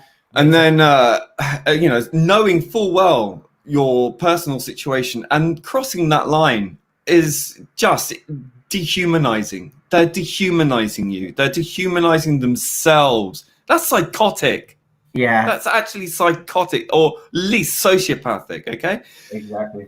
And to do this unchecked, and the BBC and people like that must know this is going on. In fact, you know, you got that Ben Bloody Cook, whatever he's getting away with all of this, and he's paid by these people. He's paid by these people. I know, and I don't understand how he is. But you see, he thinks he is being clever. See, they'll put up attacks, right? And they'll retweet their tweets. They'll send a mob, but then they'll delete the tweets or think they've deleted them quick enough, but they never do. But the thing about it is, I've said this, and I think you said this a few months back. I don't know how you're actually getting on with it, but didn't you ask people to send you? I did, but people don't. People, this is the thing. If it was their side, they will be because they're very good at being organized. Okay, they are super good at organizing themselves. They're like a swarm. Okay, it's like an ant hive or a beehive or an ant hill. And it's like they're fucking psychic or something with their communication. It's like one person says, here's something, all of them hear it at like the fucking speed of sound. They have their own little codes. They have their own little way of talking, so we don't know what they're doing. But we need to be the same. We need to. Yeah, but we're not. We're not, because we're not like them. We're not like, and I don't want to be like that. The fandom is not organized, and if we did organize. Because we're grassroots, we're genuine. They're not. They're orchestrated. They're artificial. All right. They think they're a swarm of wasps or bees or something cool and stripy, but they're not. They're more like gnats. Okay. They come in like, and it's like, oh, back. Michael Richardson just asked if Cheryl's okay. Of course she is. My lady is a rock. Nothing gets her down. Alpha Omega actually with a £10 super chat says, hello. I'm late to the party today. Welcome to the party. Fashionably late. Better late than never. The stream was fantastic, so don't forget to rewatch. I already see a lot of people have liked the stream. Good. It was a favour. Continue to do that. Or if you disliked it, anything that was said here, that is also your right. But thanks for the clicks and thanks for the views. Yeah, thanks for the views. I mean, 45 people watching me on a Friday night. Doesn't normally happen. We normally get our views after the fact. So that's great. It means that some of the other side are listening. And I hope you have listened to everything that we've actually said. We don't hate you. This is the thing. No. This is what they don't get. We don't hate you. Exactly. You hate us. Yeah. We don't hate you. That's what separates us. We hate what's happened to our show. We don't hate Jodie Whittaker. We don't know Jodie Whittaker. What we don't like is what she's done with The Row. We don't like Chibnall for what he's done to the show. Doesn't mean we hate him. Yes, we use terse language and we're pretty cutting and yeah, like you would be when you're fucking angry. Okay, that's the way it is.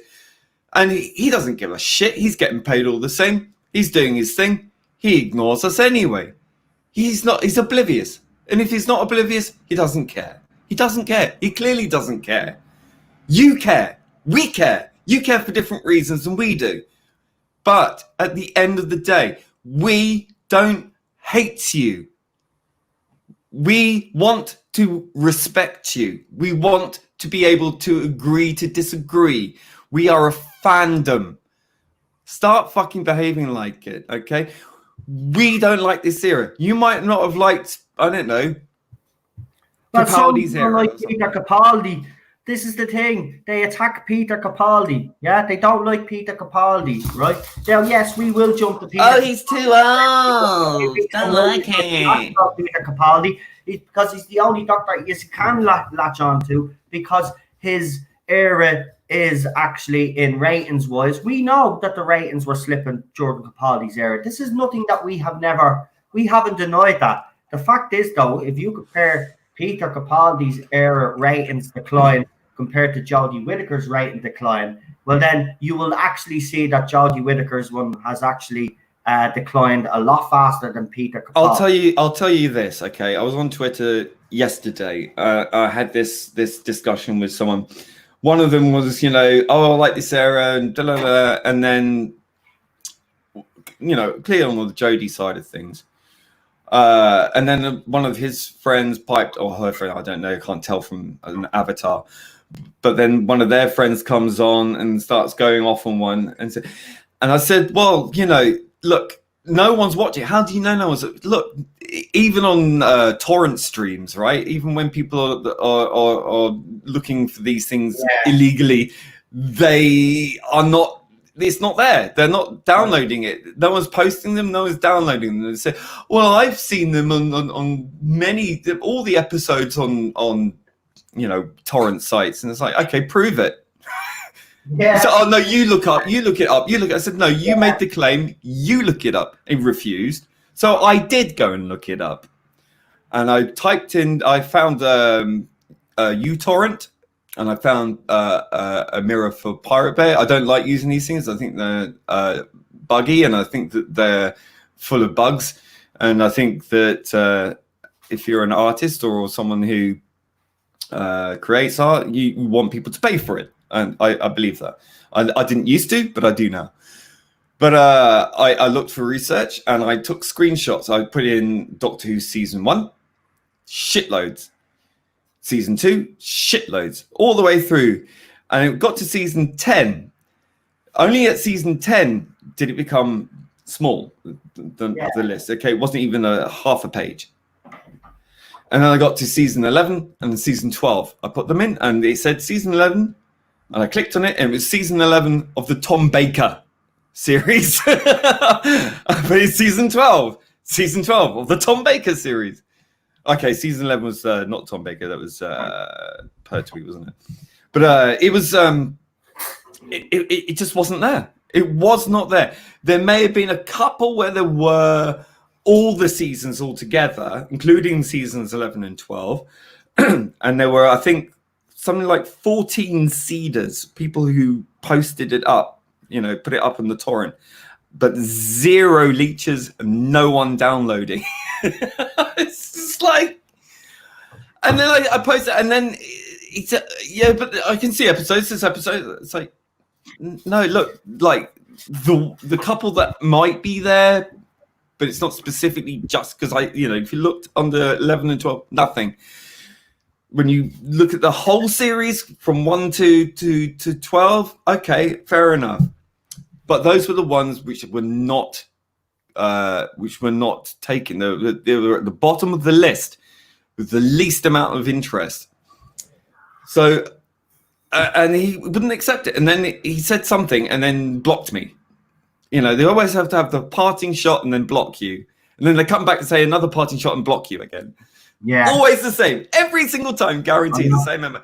And it was like, that to me is all the evidence I need. I looked so hard on all the torrent sites.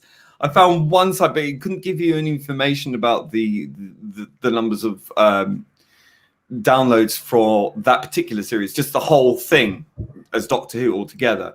But I doubt out of that 94,000 that would come anywhere close to within that figure to anything remotely respectable. Can't prove that, fair enough. But if you look at all the other torrent sites, it's non-existent. You can't even give it away for free. People who are pirating, people who don't have access to Netflix or whatever service that it's on in whichever country they're in, there's no interest. There is no one even trying to illegally download it. No one is downloading it on free torrents. No one. Deal with that. It's true. So, you can say all you like. Well, people, they can't really just rely on the fixes because people download it. And it's like, no, they're not. They're not. It's a fallacy. It's a complete fiction. Someone asked me, Leland actually asked, is there any good Doctor Who news? Well, I don't know if this is good news. Eventually, this era will be over at some point. That's the good news. I do have this news here that I'll put up for you. It's concerning Peter Davison. It dropped a day ago, so I'll put it up on the screen there. So apparently there's going to be, get this advertisement out, or this is Radio Times. They do this so you don't share articles, all these places. So Peter Davison takes on the Daleks in a special Doctor Who story adapted for lockdown. Now, if you haven't actually seen David Tennant and Michael Sheen, along with their partners, have actually starred in a similar kind of thing. It's basically them preparing for a play, playing obviously a more exaggerated version of themselves. and they're rehearsing for a play. There's a couple of guest cameos. So, you know, this is not going to be a bad idea. Obviously, this is going to be audio though, which is a pity. But if David Tennant and the people that were behind staged were to do this, a kind of a lockdown with a doctor, I would actually have a lot of confidence in it. Let's see. So it's called Shadow of the Daleks. Had to be produced under special circumstances. And it's by Morgan Jeffrey. We won't get into that. Doctor Who audio producers Big Finish have announced the new release, recorded and produced entirely in lockdown, though you wouldn't know it from the epic scale of the storytelling. Well, I have to be honest, right? Big Finish hasn't actually, in the last couple of months, really done itself any justice with some of the audios that they have released. There's a lot of fans not particularly impressed with Time Lord Victorious. Well, I think people are waking up to the fact that for the vinyl, it's going to cost like 25 quid or 17 quid on Amazon or something for a CD. It's really pricey. It's not Big Finish, it's BBC. It's not an audio drama, it's an audio book. Yeah. So it's going to be narrated by a Tennant sound-alike, not Tennant himself. Yeah. So I think when you're asking for that kind of money for someone reading a fucking book, it's a bit of an ask, really. And what's with the eyeliner on the picture of that as well? You know, he looks like he's wearing eyeliner, as Rabbi pointed out earlier.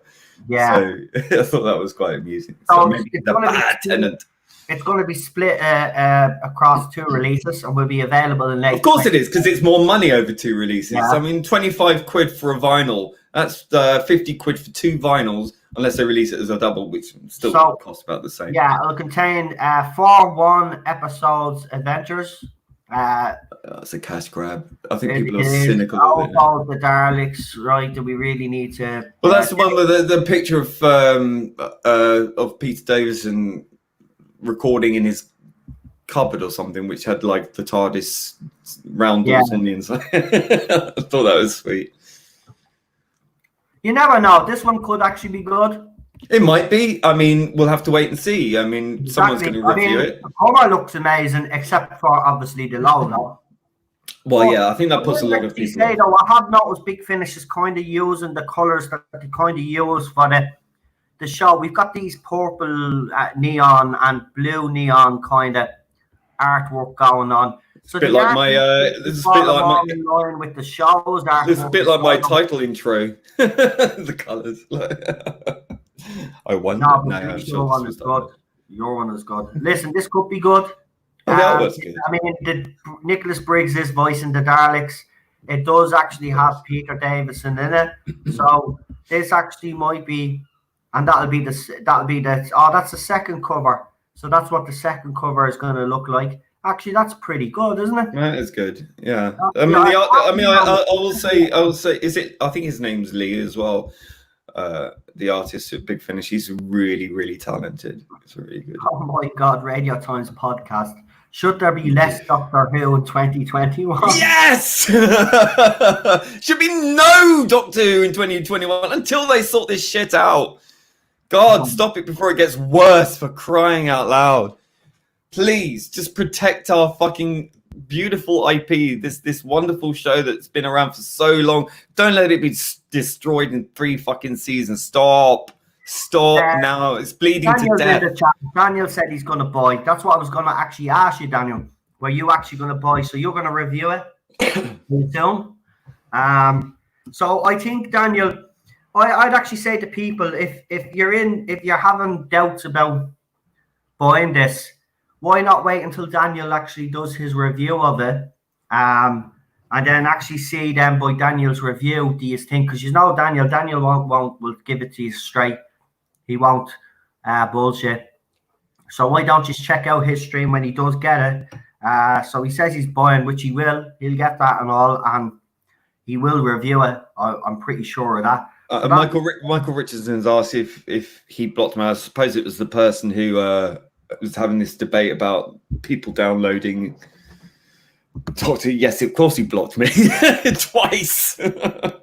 once to get rid of me. Then when he went away and thought of a zinger, he came back. Like 10 minutes later with his incredibly quick-witted reply, and then blocked me again. Oh, no, it's gone. He's back. So yeah, isn't there now talk that this next season is going to be animated? Wow. Yeah, that's the latest news. Well, I don't know if it's news, but the rumor mill is sprung into action again. I find that hard to believe because do you know how much effort it would actually take to animate this? Well, I know his writing's not great, but still, you'd have to animate the backgrounds and design the art, unless they've already got that. Unless since the lockdown, they have actually been working on it. Quite possibly. Possibly. But I don't know.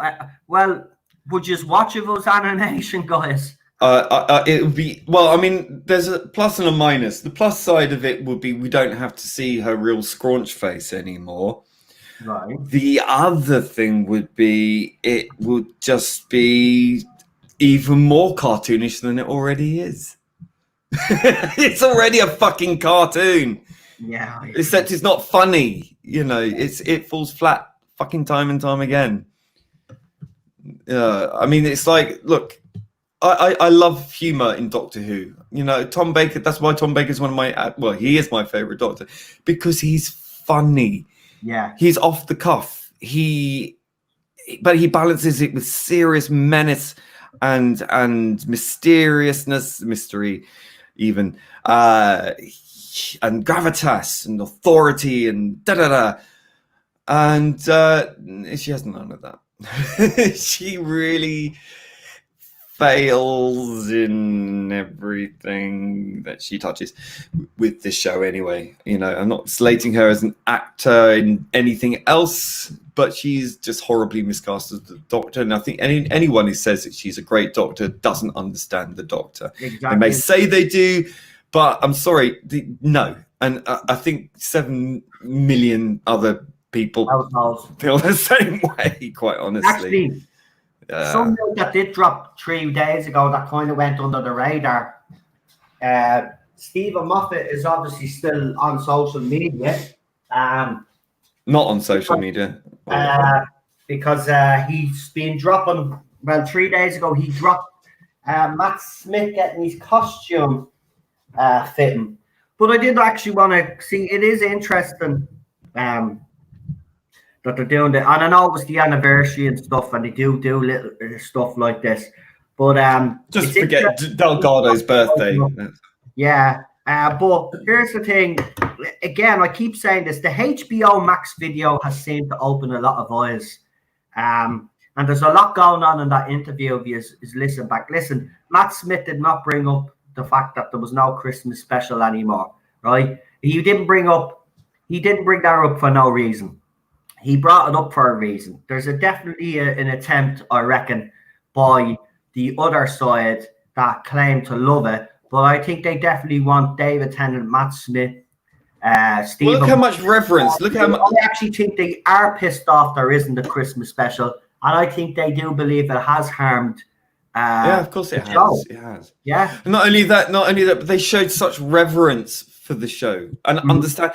Look, Matt Smith was where Jodie Whittaker was when she started. Okay, yeah. He didn't know anything about Doctor Who. Well, he wasn't raised when it was on, but he went back and he looked and he fell in love with it. Yeah.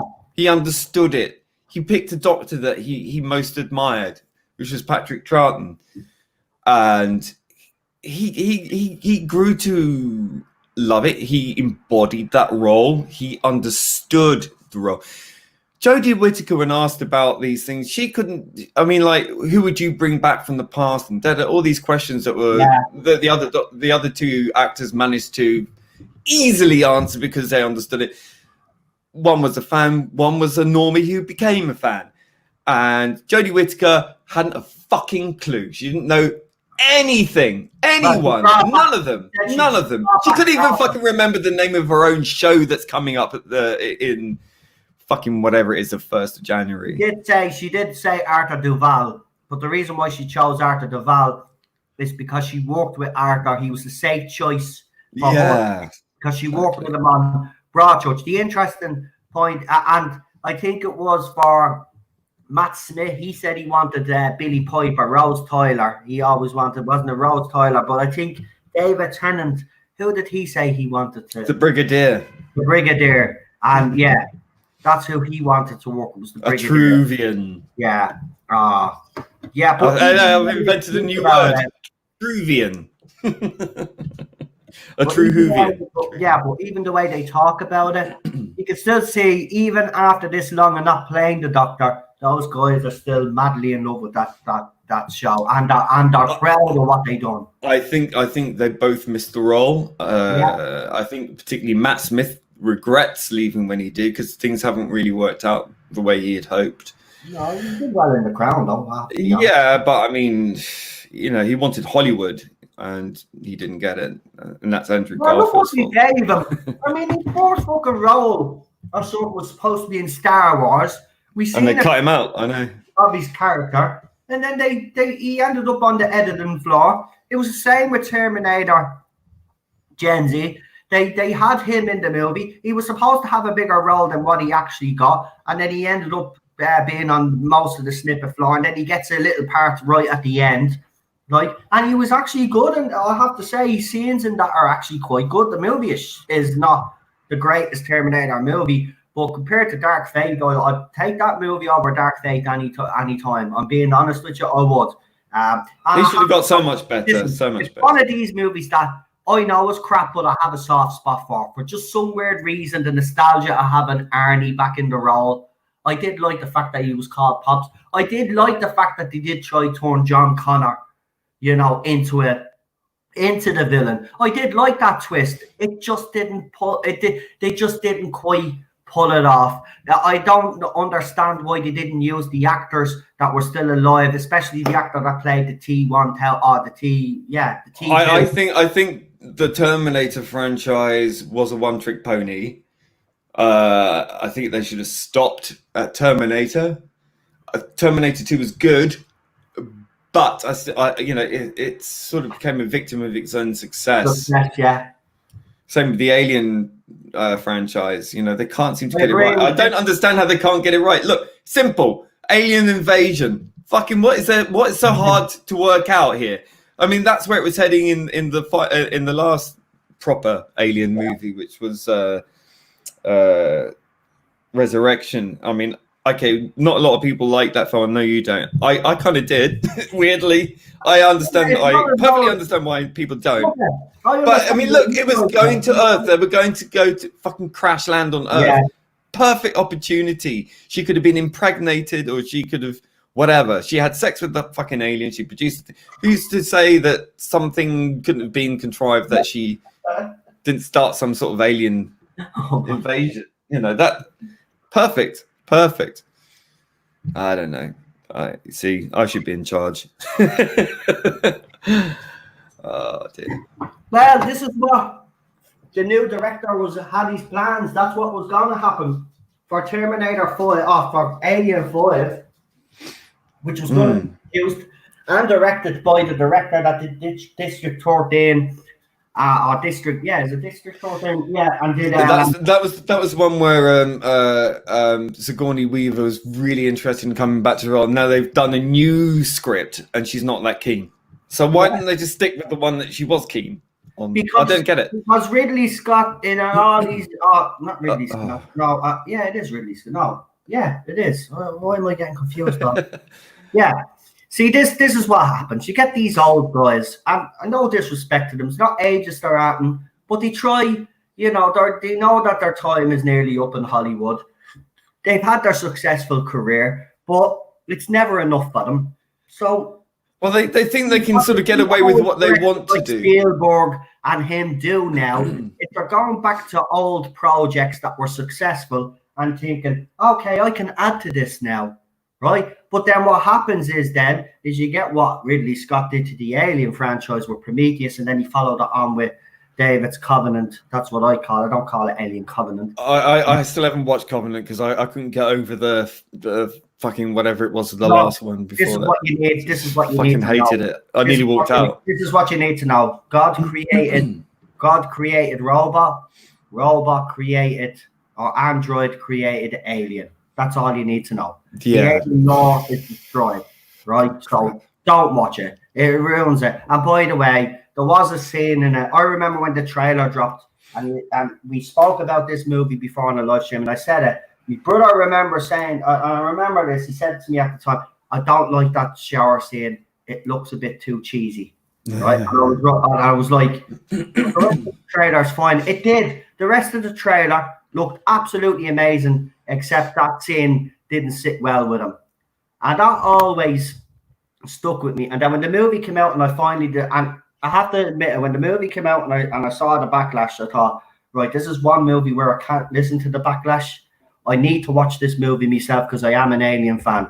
Me too. I sat down. I have to be honest, the first 20 minutes are not bad, right? There's a nice little build-up. You think, okay, we're getting to know some of these characters. It's Which one, Covenant or the other one? Yeah, Covenant. All right. Right? There's a bit of character development, not much though. But then as you go into as the movie just keeps going, and then I'm like, in Prometheus, you get to see this race of beings, and then in the second movie, he wipes them out in the first 5 minutes of the movie, like they're gone. So the whole interesting thread with them, he gets rid of for the second movie. It all becomes about David, and that's why I call it David's Covenant, and a lot of people out there call it David's Covenant. Because basically it's well, he's trying to turn Alien into a fucking art house movie because he's now so rich and famous and out of touch. This is the problem with Hollywood, okay? Hollywood had a really good long run, you know. I mean, it had a golden age, it had a silver age, you know, but then it had some really, really great films from like the sort of 70s through to the early 90s. And then it just started really disintegrating and becoming very formulaic. And it's like they're trying to reinvent the wheel so many times. It's like, how many fucking times do we need to see the same thing over and over again and slap a different fucking name on it? You know, it's the same crap. People are much more sophisticated in their tastes over time. I'd say that's true throughout generations. I think, you know, as we march forward into the eternal abyss of time, human beings get more complex in their tastes, sometimes more stupid in their tastes, quite honestly. But when it comes to a dedicated film audience, I think that the tastes are, look, we've seen this before. Yeah, now all you can do is contrive mystery boxes and contrive fucking countdowns and, you know, yeah, look, and there's another explosion. Oh, look, yeah, you know, people, I think what they've done is they're so hyped up on subverting expectations and now the identity politics issue that they've allowed Hollywood to become infected by a bunch of people who are not creative. They lack any vision. They can't see anything through fully. I don't think they even allow writers to do a second draft from what I'm seeing. Yeah. To me, it just seems that they've allowed these positions to be filled by people who haven't earned it. Actually, I want to ask you about that. It brings me on very quickly. And Michael Fassbender is a good actor, Alpha Omega. 100%. I think he was wasted in those movies. He is absolutely fantastic. Hackney Boy. Nothing against him in the movies. He played the part that he was given, and he played it well. He played a good android, whatever you want to call synthetic being. He did it well, and he played it well. The problem is the writing around them. But I do want to talk about the latest casting. Obviously, CW replaced Ruby Rose. And obviously, the big deal. Listen, I don't have any agenda or any problem that they've hired a black actress. Actually, The problem I have is they made such a big deal of the fact that she was bisexual. That's because she's bisexual in real life and she's playing the bisexual. Right, but I don't care. We don't need to know. We know that bisexual already. The agenda is that they're wanting to show that What? they're hiring people that are transgender or bi or whatever, Right. putting those actors in the roles. Okay. Yeah, they're preventing actors from playing trans roles if they're not trans. That's fine, fair enough. So if I wanted to, about it every time that you do it. Right, I'm just saying, You know what I mean? This is what I have a problem with. If you want to make those decisions, shut the fuck up, make them, and don't make a big deal out of them. Yeah. So if I wanted to play a Nazi, do I have to be a Nazi to get the role? Yeah. Is that if I want to play the role of a murderer, do I actually have to be a murderer? No. Yeah. So why can't straight people play gay people or gay people play straight people? And I mean, let's be honest, okay? For years, gay people have been playing straight people for a fucking long time in Hollywood. Do you know? Okay, that's a fact. But That's a fact. You know, but it is true. That's a fact. That's a fact. He was Come super here. gay, and he was the most at the Brady Bunch. Like, you could not have found a more stereotypical, straight-laced, white, patriarchal figure and stuff. And yet he was gay. Exactly bang on. Errol Flynn played fucking Robin Hood. Biggest gay on the block. Big dick, gay guy, right? Playing tights, playing a straight guy. No problem. Is he cancelled? No. No, because the fucking film was great. But this is it. Don't give a crap. Listen, I'm saying. when Ruby Rose was cast as Batwoman, right? Yeah. The big criticism against her from the so-called community of LGBT, all colours Benetton, she wasn't gay enough. She wasn't lesbian enough. Now, they've replaced her with someone who's bisexual. Yeah. So that's like half gay, right? So, but he can say it. no, is she not gay? She's not gay enough. Surely she's not. I mean, she's not outgayed Ruby Rose, who was not gay enough. So, does she get extra points because she's black? I mean, how does this work? What is there a meet? Is there a graph, a wall graph? We can have one pop up on the wall. We can refer to it. We can put it on our phones. We can look at it and go. So if I go down to F12. We have lesbian. No, that's not right. G12. We have black bisexual female. That's the one. That's on that fucking. If we take that and we draw. If we take a piece of string, put a pin in there, bring this string over to this graph over here, tie that around that pin, put that in there. Now, if I go down here to Y15. Well, did you ever watch? She's no, that's not wife. No, it's no, it's way up there. Oh, silly me. No, it's oh fuck, it's A1. She's at the top of the pyramid. She's got extra points. Well, I mean, who keeps track of all this? I know. Who's the judge here? Right, Who's the judge? Barney was the biggest womanizer character, and Neil Patrick Harris is a huge member in the LGBT. And I didn't hear anyone flipping out. No, because he plays it well. But the thing is, I understand. The thing is, I understand I love that him and Harold and people Kimmer. want to be represented. Like, we don't want, just any old actress because they're like, oh, I want to try to do this as an adventure. No one wants a white bleached out film with just white people because it's not reflective of society. It's not real.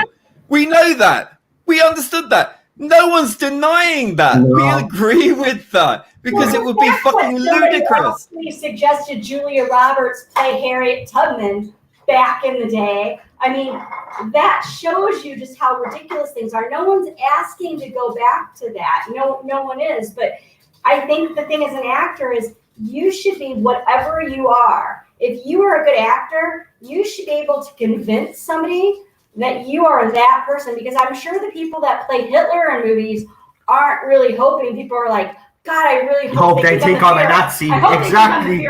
I know, that's what I mean. No, I've never. It's actually stopped though, because I did make the point a couple of weeks ago. You will have paedophiles playing paedophiles on TV. You'll have rapists actually playing rapists on TV. Where does this madness stop? Right? The bottom line is this. You pick the best person for the job. Doesn't matter what their skin color is, what their sex is. It doesn't matter. You pick the best person that you think is right for that role. Right? I've never heard of this actor before. I've never seen her in anything. I don't know who she is. No. I mean, how many people did she defeat to get this role? How many people applied, and how many were turned down because they weren't gay enough, or they weren't black enough, or they weren't something enough?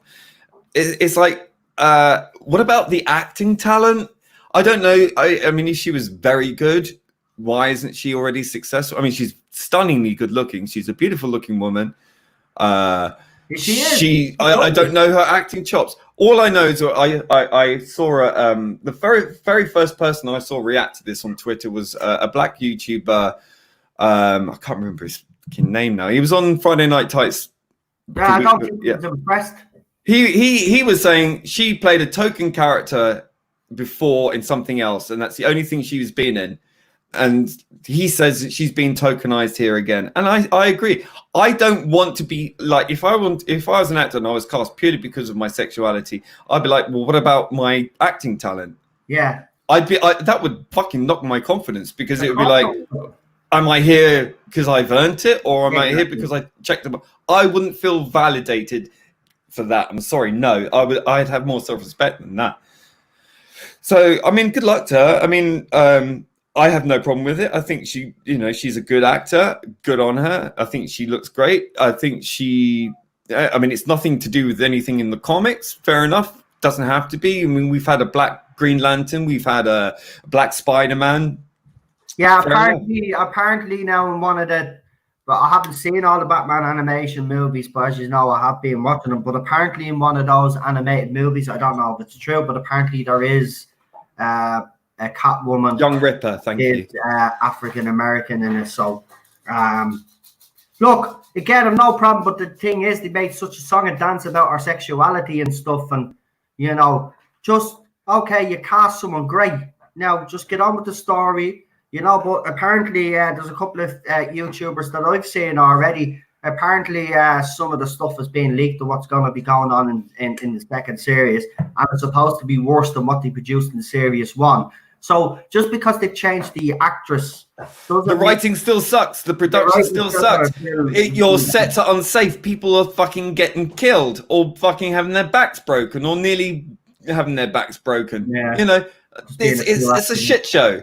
Focus on doing a decent story in a safe environment, rather than this fake safe space environment, and actually focus on real safety, and focus on the well-being of your cast and your crew, and do something constructive with that casting. Don't just fucking do something abysmal, I mean, you know it's coming because it's, it's fucking... Well, Az has obviously done a video on it. Well, he knows more about Batman than any of us put together. Because the Bat family. His own Batwoman as well. So he has a video up. It's gotten 39,000 viewers according to this. Put up a there you go. 39,000 males. Controversy. This one is Batwoman becomes Black Woman as new lead cast. He doesn't give a crap, that man. Well, I mean, I can see the point. Never in a history of the comic books has the character been black. I mean, look. Is that true though? Because I haven't read the comics, so I can't comment on it. Well, I mean, I mean, no. She's a fairly. I mean, it's an old character from the 40s, I think, and then they sort of disappeared and then came back, and they made her a lesbian and blah blah blah. Right. Fair enough. Okay, that's great. I honestly, I don't know. I'm not a big comic. I stopped reading comics in the 90s, but Batwoman. I've never really. Batwoman wasn't a thing when I was a kid. Right. So I always liked the Huntress. The statue that Az has at the back is the Huntress. I always liked her comics. I used to buy them. Yeah. you know, I don't have a problem with her being black at all. No, I it's just want to not see that, that but she's what good, we- and I want to see good story. I mean, I haven't seen the but first thing series that because it I put me just off. excited about, and I want to make this clear for the other little Tinkerbells out there. I'm not actually complaining the fact that she's black. I'm not even. I just. It's have, just that they were so blatant with the casting choice in the way that they did the process, which is casting seems cynical to me because it's of what's very happening cynical. in America, and also it's not good for the actors either. I mean, at the end of the day, you know, Lee is right. I mean, where's your personal integrity? I mean, if you know that you've only been cast, and I'm not saying she does, she probably genuinely thinks she could do something with this role, and they'll allow her to do something with this role, which I hope they do. Yeah. But you know what we've heard so far, it's not looking good. They still have the same writing team there, and the writing sucks. It's bad. So I don't see her. Well, I'll just repeat. Again, why make such a song and dance about our casting? This was never. I don't know. Is this a new thing? Because I never knew that they made such a big deal out of castings before. I do remember they fired your man from Lethal Weapon, the TV show, but they never really made a big deal about who was going to be replacing him. They just got on with it. You know, this is what I'm talking about. All of a sudden now, there seems when these roles are being cast now, they're making it clear. Well, look at how stunning and brave we are. Just get on with it. We don't give a shit. We just want good story. But they've got their audience. It's a small audience. Woman, fans will get behind her. Fans will not. Nothing will come into it. Nobody will know. Nobody will give a fuck that she's bisexual. Well, what they should be doing here, what they should really be focusing on here is like, okay, they have through the comics created a lesbian character. Yeah. Fair enough. Absolutely, that's true to the character. So having another Batwoman take over from the other Batwoman, who just happens to also be, you know, part of the LGBTQ, whatever. It does come I mean, it's like, what are the odds? Is everyone in Gotham now lesbian? What's happening here? You know, I mean, like, as pointed out and quite correctly, is like there's no one breeding in Gotham anymore. That place will be a ghost town within 80 years. You know, representation is fine, it's one thing, but when you over-represent and you make such a big fucking hoo-ha about it, that's all you got. If you don't focus on the writing, you don't focus on the characters, all you're left with is the most superficial, banal, least interesting trait of a person's character or person. You know, you define them purely by their gender, purely by their race, purely by any of these things, and then you make a big song and dance about it, and then act like it's nothing anyway. Then what are you doing? You're saying that you're playing to your base, but you're not actually really delivering anything other than look. I'm sorry, as a member of this so-called community, I don't want to be patronized. I don't want to be pandered to. I don't want subpar writing and subpar whatever just because you've got someone who looks or sounds or, sleeps with someone like I would sleep with someone on TV. Okay. It's like, to me, that's not representation. That's just patronizing me. I don't like being patronized. That area makes the point. It's going to be crap. It's still going to be bad writing. And yeah. It's the same with Chibnall. This is what I mean. Then this will be disrespectful. Then because they're not doing the character justice. They're not actually going to give this woman the tools that she needs to make this a success. Well, they certainly don't have any Batman or DC fans watching. They're not watching. No. All the people that are watching are the axe-wielding hardcore lesbians and some straight guys probably watching it for the male gaze thing, which is the thing that they say they don't like. And it's like, well, you're inviting it. I'm sorry. It's natural. It's going to happen. But you're not keeping anyone around who's interested in comic books, particularly because they're not, first of all, they're not buying the comic books anymore because that's been overtaken by nutcases. And your writing sucks. So if you're not going to focus on what really matters, i.e. story, character, development, you're not going to attract any fucking money, any views. You're going to get your audience dwindling to a like a thimbleful.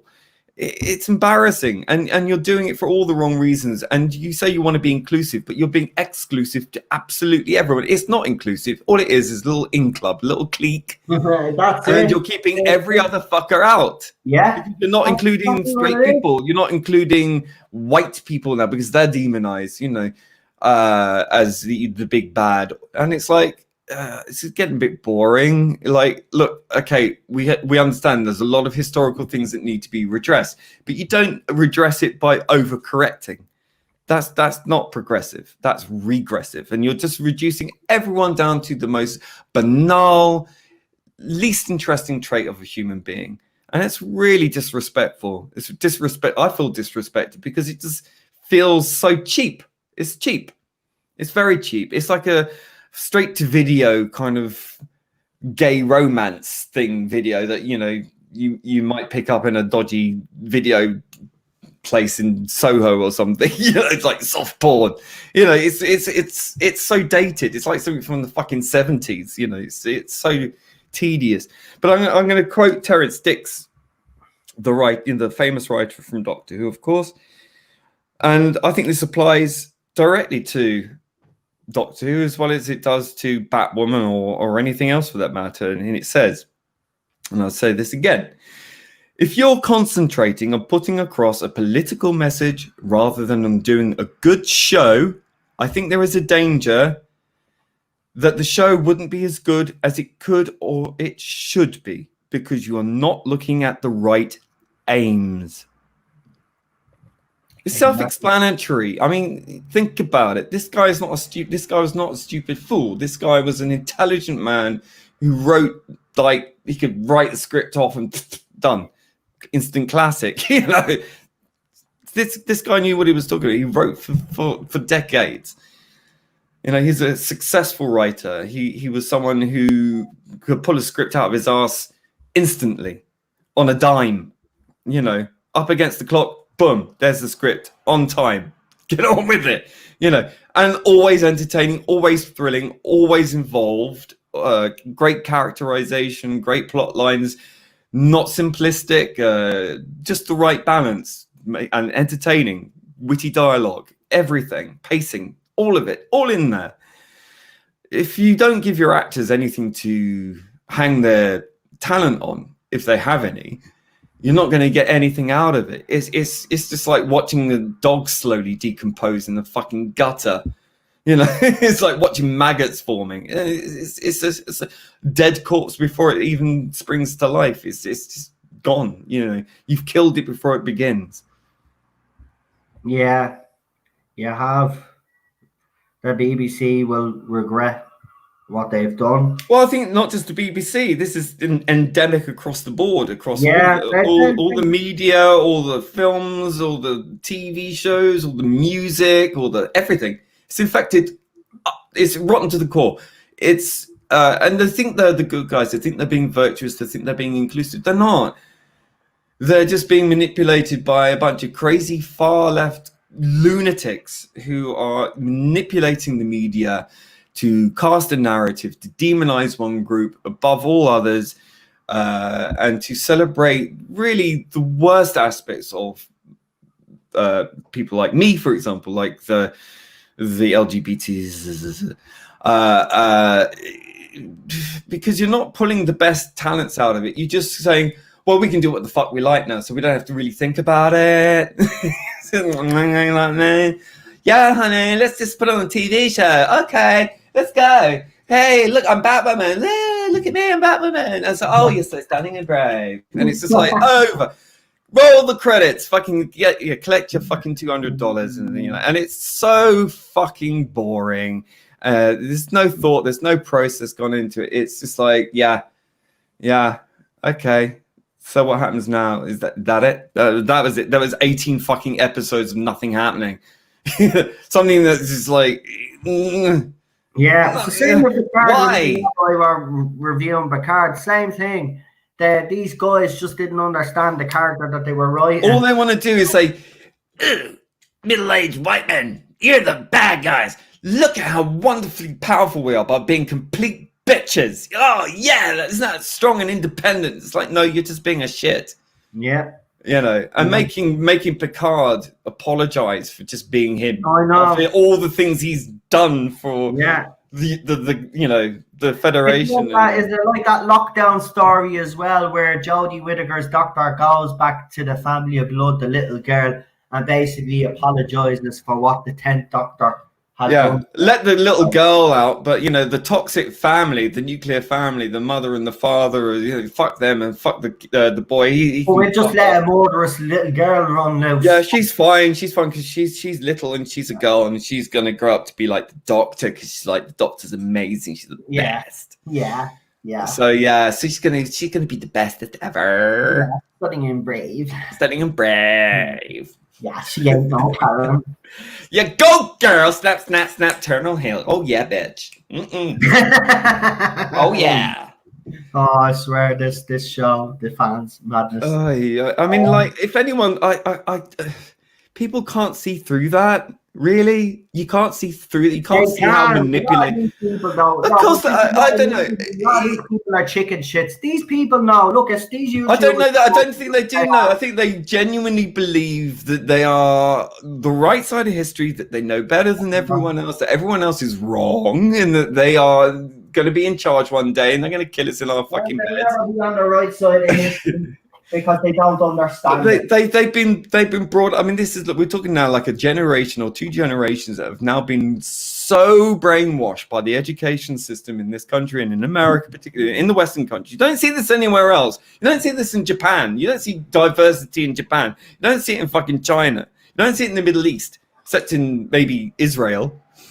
You don't see this anywhere else except where this has gotten hold within the schools, colleges, universities, and through think tanks who send out these fucking crazy common purpose ass people into places of employment, usually within the major institutions, and then place these people in positions of leadership, who then pass down the diktats of the diversity programming. And it's not diversity for the reasons that we want it to be diverse, not the genuine reason where it's natural and it's normal and we accept it and it's exactly as it should be. It's divisive. It divides people. Divide and rule. It's the oldest fucking trick in the book. The Romans did it. The fucking British Empire did it. Every motherfucker who wielded power, swords, and better technology than anyone else went and fucking divided the nations and fucking took their shit. That's happened. That happened because that's the tactic. The Romans invented it, and it's worked ever since. And they're doing it now. You're using diversity to actually divide, because you're basing everything on the most banal, superficial. Who fucking cares? Who cares if you're a man, you sleep with another man? Who cares if you're a woman, you sleep with another woman? Who cares if you want to change your gender or whatever? No one gave a shit like 10 years ago. No one gave a shit 5 fucking years ago. But now all of a sudden, everyone has to care. It's like... Now, I think that's the point. Listen, as I've said, if you want to change gender, go ahead, right? But here's the thing I have a problem with. You're trying to change society. You're trying to fit you. It's very self-serving. The rest of us, so you can feel... That's not how it works, right? Look, I accept. I agree. Gender issue for me is still up in the air. Listen. I grew up in the 80s. I grew up through the 90s. I experienced real homophobia. I was hospitalized. All the rest of it. And it was a constant battle, always. Nothing like that anymore. Not for me. I haven't experienced it in, 15, 20 years? Really? Yeah, I haven't. I really, like, the odd thing. But, I've got a thick skin. You learn to get a thick skin. Honest question. But the thing is, wait. The thing is, I understand the world I live in. I understand that I live in a majority world that I am not a part of. I get that. I don't necessarily want to be. I like being an outsider. It doesn't bother me, but I accept my place. I accept my position, and I'm happy. I'm happy enough with that. Not happy with a lot of other shit, but I'm happy with that. Doesn't bother me. That never bothers me.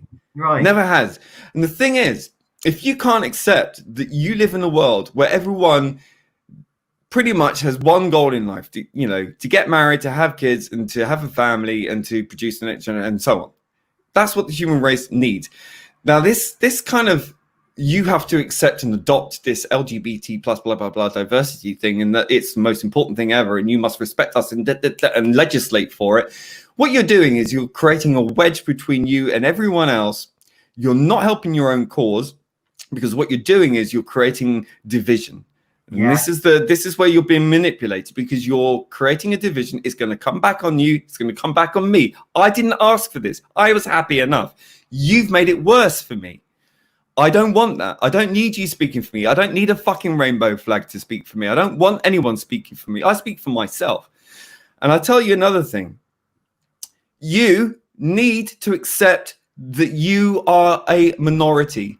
Mm-hmm. Yes, you have rights. You have more rights in the West than you have anywhere else on this planet.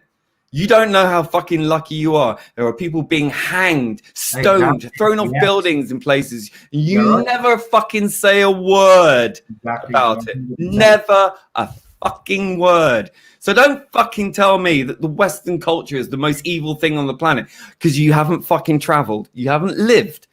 You haven't looked around you. You won't, because you won't accept it. You won't acknowledge it. It's not real because it's not in your little bubble. It's all about you. That's what it's about. Lee is well traveled too. So, if there's anybody that I'd be listening to when it comes to issues like this, I would listen to Lee. Because I don't want anyone listening. I just want them to fucking wake up and realize it for themselves. Work it out for your fucking selves. The way Monty Python, The Life of Brian. You've got to think for yourselves. Exactly. Yes, we must think for ourselves. I mean, come on. It's not difficult. It's not difficult. You have to be told that then something is wrong with society. Lee shouldn't have to tell you to think for yourselves. I'm not telling them. I'm just imploring them to fucking just try it. Think for yourselves. It's amazing. You get the point I'm trying to make. Nobody should need to tell you. You should be able to look. Lee is spot on. There has been huge strides made. Is there still problems in society? Yes. Of course there is. No one's denying that. No one has ever denied that. Exactly. But they're making it like a mountain out of a molehill. Exactly. They got Nazis under the fucking bed ready to get them at any point. That's not happening. It's not happening. That is not the case. And if it does happen, you've created it by your fucking assistant negative fucking pushing. Everyone must do as you're told. Do as you're told. You can't think for yourselves. You have to believe what we believe. You have to use my prayer. Me.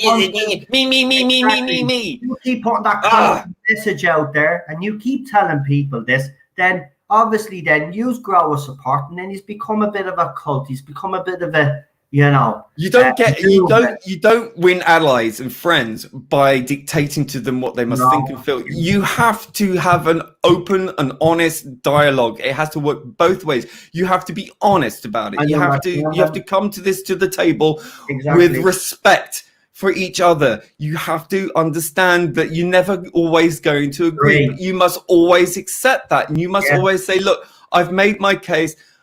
All I want to be is treated as I would treat you. End of. It's not fucking complicated. It's not. It's so simple. Listen, these things were going away. All of these issues were in decline. No one was out there actively seeking to be a homophobe, because they knew that if they did, that they would be in trouble. No one was going around being overtly racist, because they knew that if they did, that society around them disdain that kind of behavior. It's accepted that is not acceptable. Okay, that is unquestionable. Yes, do racists exist? Do homophobes exist? Do transphobes exist? Of course, but they are a small minority. Yes. They're a smaller minority than you are. And we will weed them out. Society will get them and will weed them out. But it doesn't mean that your side has a right to be a bunch of dictators, and that's what you are being. And Lee is right. You are damaging everybody out there, which is our rhetoric. I want to get along with people. I don't want to create division. I don't need this fucking shit in my life. Thanks be to Okay, God. I don't want to be fighting people who are supposed to be on my side too. Okay, Exactly. and yet here I am having to fucking speak sense to these fuckers because you're speaking for me and you have no right to speak for me. I know, and this is a few times now you've been on this channel to speak about this issue, and I know how passionate you do get about it because, you know, if I was a member of that community and I seen what was happening and I seen the damage that was done, I would be rightly They demand respect without giving any back. Exactly. And as Lee said, show some effing pride. Show some pride. Like, you know what I mean? Exactly. It's Pride Month, and all they can do is like paint fucking flags on the fucking crossings, and then outrage, hate crime. Someone's driven over it. I mean, like, yeah, I know. I see. I am so embarrassed by this. Hell? Come on, listen for a minute. If you live in Dublin, right, especially where I live, right, rob cars nearly every night a week going up and down the road, right? Yeah, that's just someone. That wasn't an attack on people when someone did. That was just some dickhead wheel spinning a car like they always do because there's no cops around. It's just they pick up these images and say, "Oh look." And how many of those crossings have been painted across America or the UK? Fucking shitloads, I bet. So they found one with a fucking tire trace on it. Exactly. One person. Exactly. So the whole world must now be terribly homophobic because one cunt decided to do his wheelies. Exactly. But the reason why do you think someone would do that? Why do you think? I mean, if I was driving, I would probably do it because I'm sick of that fucking flag. It represents nothing anymore. It's awful. It's all. I mean, when did we have such bad taste? I thought gay people were supposed to be fucking. Have good taste. I'm sorry, those colors clash. I don't like it. So listen, look. I got what you're saying. Yeah, I mean it's banal. It's looking for I mean, this whole thing about microaggressions is so divisive. That is so manipulative. You are being manipulated, my dears. You're being manipulated by this ideology where you're constantly looking for it, and you're going to create homophobia. Fuck knows. You make it difficult for me not to fucking hate myself sometimes, or get so fucking angry with you, because we know you're a good person. See, this is. I'm not. I could never say I'm a good person. I always accept that I know I have flaws. I understand I'm a complicated person. That doesn't make you a bad person. But I do what I can to redress myself. Yeah, I start with myself. Yeah, but Lee, we all have flaws. It's what makes us human. Nobody's perfect. So, like, just because you're not perfect doesn't mean that you can't love yourself. I'm sorry, I disagree with that one now, and I don't normally disagree with you on that. But, like, you're a well-liked chap as well within this fandom as well. So, I mean, look, it's more than just, you know, yeah, we all have flaws, mate, but your personality is what people are attracted to. And to be honest with you, you're one of the nicest people I've met. Well, I mean, we didn't actually meet on good terms, if you remember, because the whole thing with Channel Pup, if you remember that time. But when you came and you spoke, well, I really didn't know. I didn't know. But the thing about it is, you were going into the family, but I didn't. It was causing problems at the time, and at the time I wasn't as what I'm like now. So back then I was a little bit. But as soon as you explained the situation, we became friends ever since then. So, like, I mean, look, we all have our flaws, including me. I'm not claiming to be perfect. I'm not. I am by far the most perfect person you'll ever come across. But one thing that I hate is liars, bullshitters, and basically bullies, right? I get called a bully. Well, if I have to become a bully fighting these people, fine. I don't give a crap, right? That's the way it's gone because you have left us no choice. Anyway, with the constant attacks, I've just proven today the stuff that has been said about my mum. By the way, I have actually put all that stuff up on Twitter, and I've actually tagged the BBC in it, and I've actually showed them this is the type of fan that you're attracting to this. Good. I think everyone should be doing that. And listen, from now on, I would suggest that as well. Don't even attack these people, right? Don't even say anything to these people. The next time one of these idiots say something vile to you, all you do is, if you're on Twitter, all you do is you retweet it to the BBC. Show the BBC the type of fans that this new era Doctor Who is attracting. And let's expose these people for what they are. Because some of these people, believe it or not, the BBC's official Twitter page will actually interact with. So this is even worse as well. So just keep retweeting. That's all I'll say. Instead of going after these people and having a big long argument with these idiots from now on, just retweet all their nasty tweets or screenshot them, because then some of them will be clever enough to delete them, and then just tag them to the BBC. Show BBC what these fans are doing. They call us negative. They call us angry. They goad us into being more angry, because that's what they're good at. They're good at pushing buttons. Yeah. As I say, they're good at destroying things. That's probably why they love this era, because it's something destructive and nihilistic. So yeah, I mean, they call us all these things, but I think that's a heck of a lot of projection, because all I ever get from them is anger and hate. So I mean, like, are you looking in the mirror? What the fuck? Seriously. I mean, like, I've never once have I ever sunk to that level where I said, your mum syphilis, yeah, and you die, you should fucking die of cancer, which I had. Someone said die of cancer. Yeah. And it's like, look. Yeah, when I was accused of that, that's where I saw red. Because I'm being honest, everybody knows how I feel about that. You've all seen me. There's no level they will not sink to denigrate and dehumanize. Now listen, we joke around. We call them J-bots. It's in a weird way, it's a term of endearment if you think about it. I mean, we could say things a lot worse, but we don't, because that's not who we are. I mean, you might do, but you're provoked into it. I'm not going to lie to this fandom and tell them that this is this show is brilliant. If I don't think, of course not. It's not good. Listen, if it's good, I will say it's good, and I will say this to me on my defense. For Series 12, there was some things that I did like, and I did make it clear that there was some things that I liked. But overall, and I have to say, if we hadn't had the Timeless Children, and I said this at the time, and I'll say it again just to make it clear, if we didn't have the Timeless Children whole thing at the end, those two last episodes at the end, I would say Series 12, if you take those two episodes out especially, would probably rank still the last, but it wouldn't be as bad as it's being taken now. The reason why it's being taken so bad is because of the Timeless Children arc right at the end.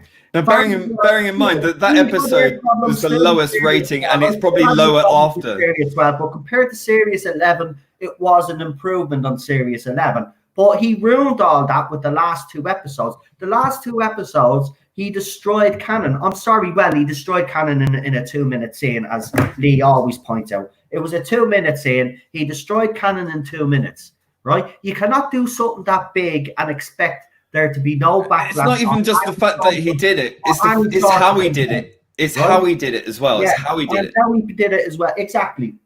Listen, there was always going to be a backlash, whether if it was done properly or not. Some fans would still have a problem with this. You're basically fundamentally changing the origins of the Time Lord. Yeah, if you love Doctor Who so much, why the fuck are you so hell-bent on it being changed so much? So much, exactly. It doesn't make any sense. It means to me that you didn't like it before, and that you want it to be this other thing, knowing full well it's not what it's supposed to be. And it's not. Listen, as someone tried to get me back on a tweet there when you were saying, when I did the flow chart, and I corrected it, and I got rid of all the ridiculousness of Chris Chibnall, and then someone wrote to me, so I didn't like such and such a doctor at some stage. So does that mean because I didn't like a certain doctor that I shouldn't do this? No, see. The difference is that I reject Chris Chibnall's canon. So for me,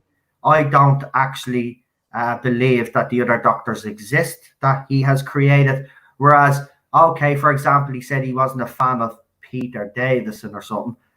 So what? Everybody has a doctor that they dislike. The problem that we have with the Timeless Children is that none of them are actually the doctor. They're trying to say it is the doctor. And the way they did it as well, I mean, box ticking galore. Sorry, but that's not a fucking single line uttered. You can call me racist all you want. You look at that scene, right? There's a clear agenda behind. He wrote it in the script.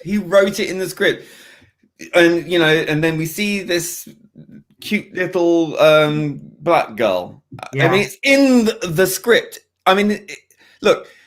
you can make this thing whatever, but the fact that you are defining that character had to start off as a little black girl is saying we do not want white maleness.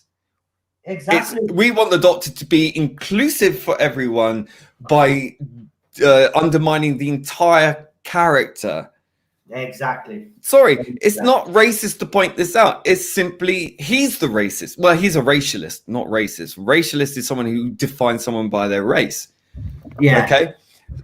And that's their fundamental attraction is to define people by category, like of racial category. That's a racialist. Okay. Which is in itself, I think, racist, because you're just focusing on a superficial trait purely on the dint of the color of their skin. You don't see them beyond that. I mean, we didn't see any character development there. They were just a plot device, nothing more for a very political postmodernist agenda, and it was so obvious. And I think that anyone denying that is just not being honest with themselves. Or again, afraid to say so because of their peer pressure. They know it, or they just know it and agree with it because they're indoctrinated. Look, I don't have a problem with diversity. Create a wonderful, brilliantly written Black Time Lord. We had the General. She came out and said, "Oh, all that toxic masculinity, whatever." Didn't really need to say that at all. Exactly. That was not a line required. It did start saying the Doctor's had an upgrade. Don't really need to say that, do you? No. Or River Song saying, "Oh, you're thinking you're a man. It's unnatural. I don't like it." Whatever. It's like, really? I mean, reverse the roles. We're back to the 1970s when this is acceptable to say to women. It was always cringe then. It's cringe now. And so you reverse it, and it's suddenly okay. No, I don't think so. I don't think that's okay.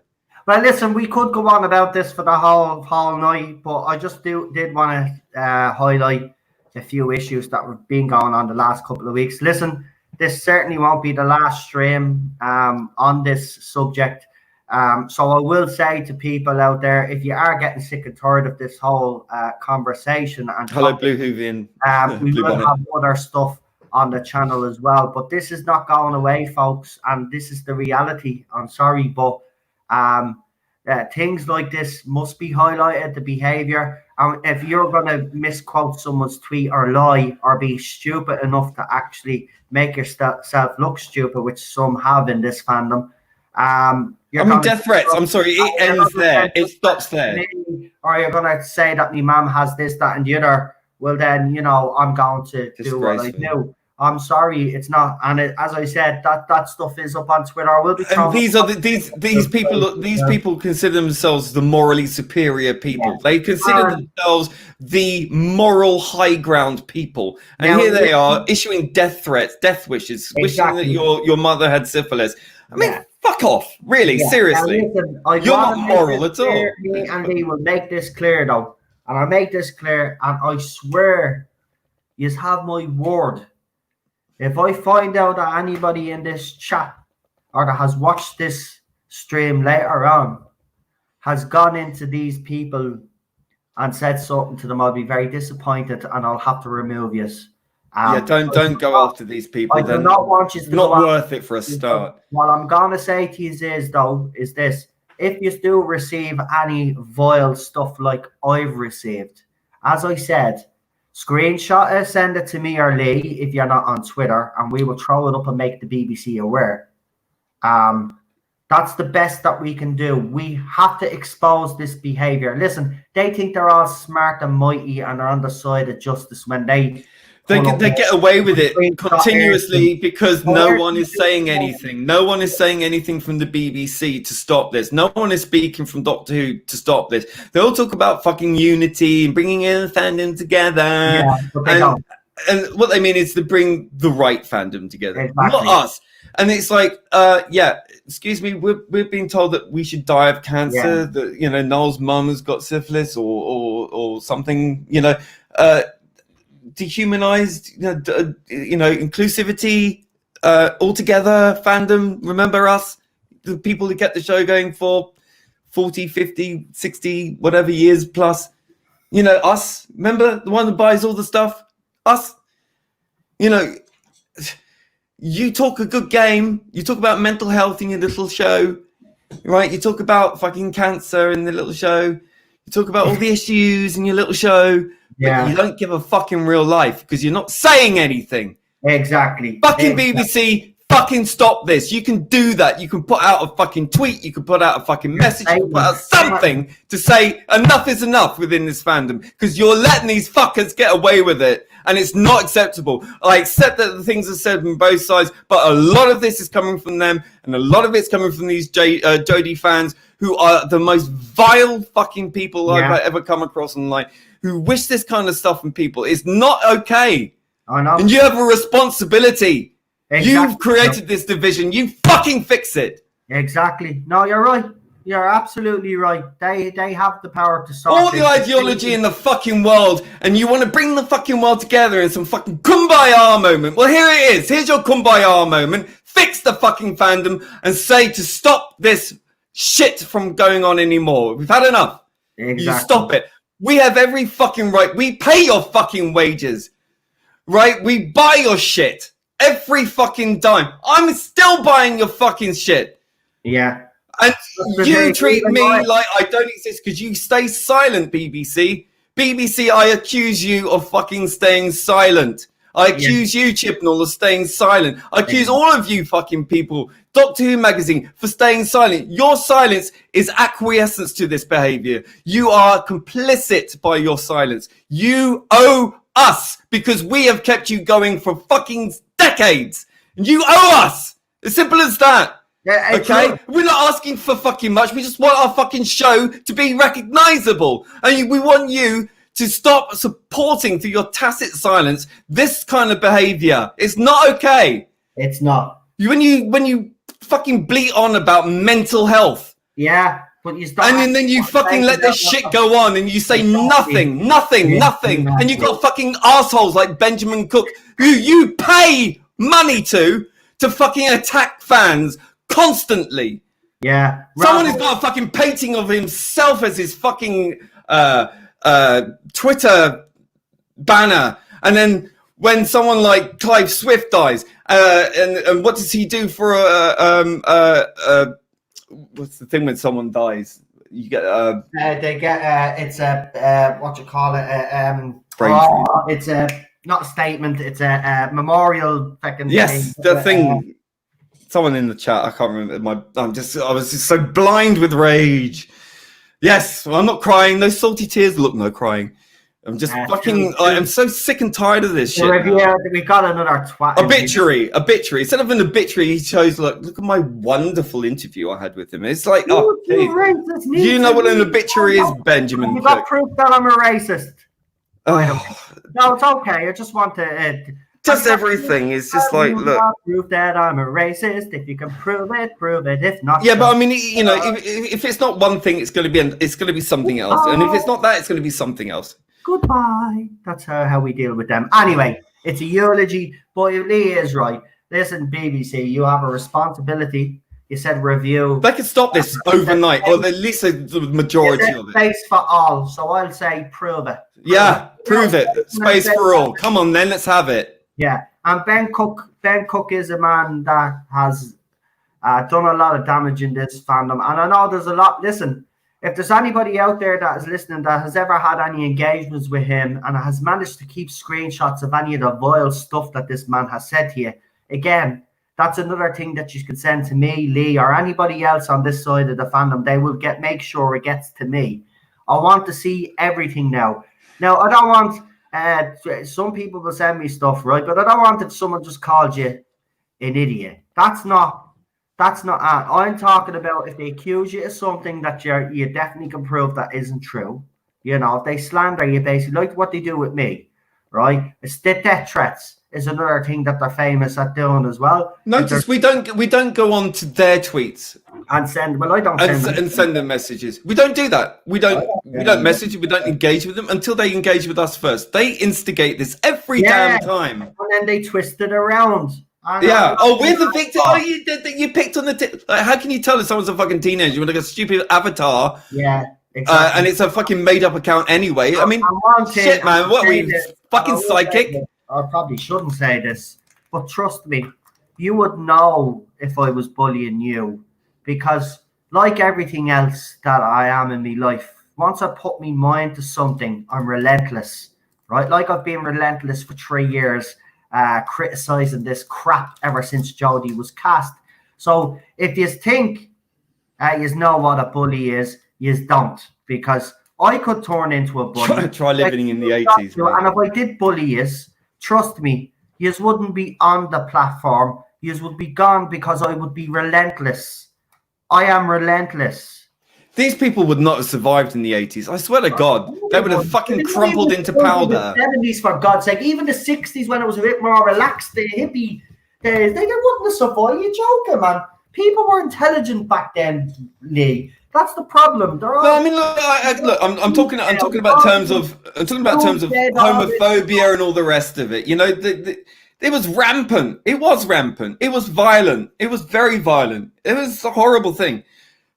But they have no concept. I mean, yeah, okay, they might fucking get it at school. They might just fucking left school. They might still be at school. They might be bullied. I get that. I was there. I relate to that. Yeah. But that's school. School bullies don't always grow up to be the same people. Yeah. And they learn and they improve.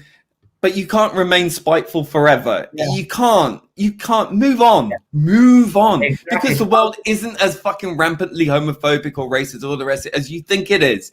It is not. It simply isn't. It happens. Of course it happens. But it's not rampant. I remember when it fucking was.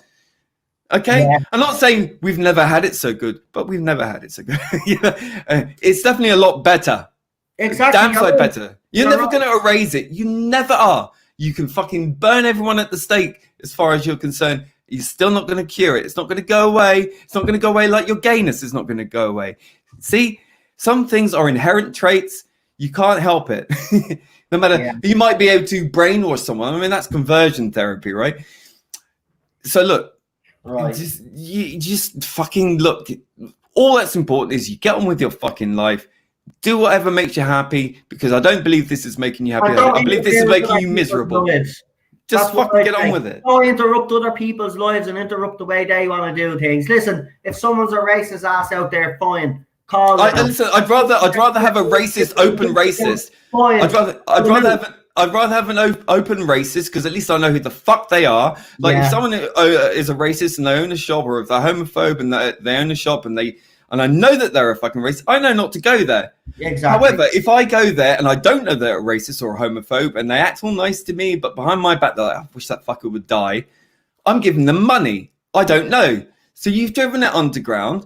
So now we don't know who the fucking real racist and homophobes are. I'd rather know, personally, because I don't want to give them my money. You see how this works? Yeah, exactly. And with that, we're going to leave it at that, because that's best with Lee having these little... Sorry. I just see things maybe a little different. Matthew Pounder comes in, right? Matthew Pounder pops in. As you know, Matthew Pounder and me, we were on Twitter, on Facebook in the early days, as we say, of this disaster. It's 3 years now. Jesus. Still here. Time flies, right, when you're having fun. But he just wrote up there a second ago, oh gee, I had to turn down the volume. Sorry. Yeah, I think I was shouting so I could hear the distortion in my earphone. I forget how loud it is. It's a communist cult. This has been decades in the making, says Matthew. Matthew has actually done some interesting research. He used to send me a lot of stuff.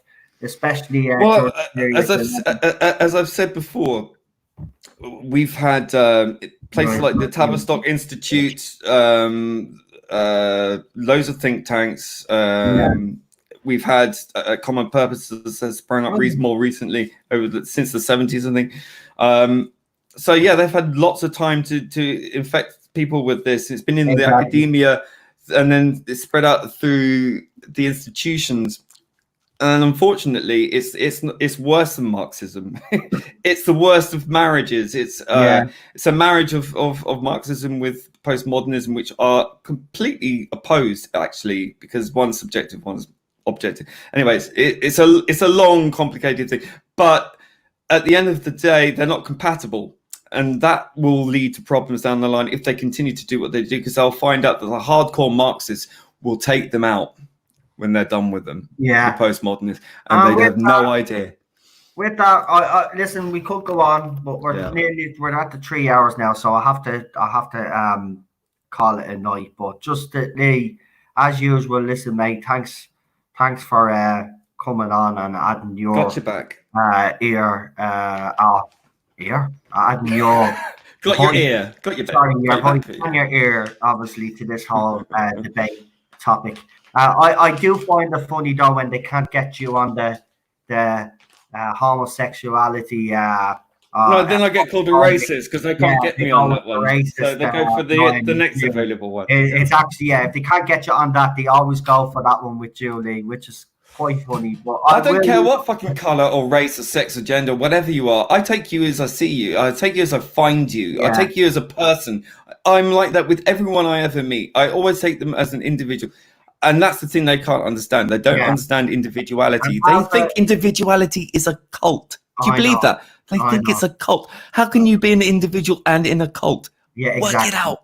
It makes no sense. Alpha Omega, and I'll leave with him with the last word, actually, because it's true. I will give a few shout outs now in a second, but tune in tomorrow for the watch along. So don't forget to join us tomorrow for Frontier in Space.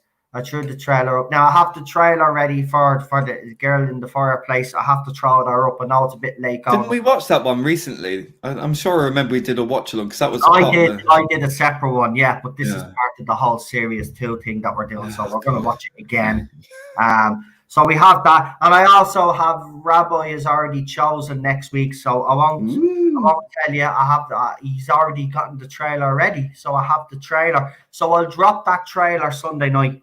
Obviously, after we watch Saturday night, after we watch the classic Who one, which is Frontier in Space this week, and then Sunday, then obviously we have Girl in the Fireplace. So we do have some watch-alongs to do and discussions to have, and I'm pretty sure in between all that madness, something else will kick off because it's an everyday. Inevitably does. I'm not picking on Ian or Philip Morris or me or both. Ian's gay as well. You know, they pick on him as well. I mean, look, there's the solidarity that they're so keen about. Exactly. Fuck off.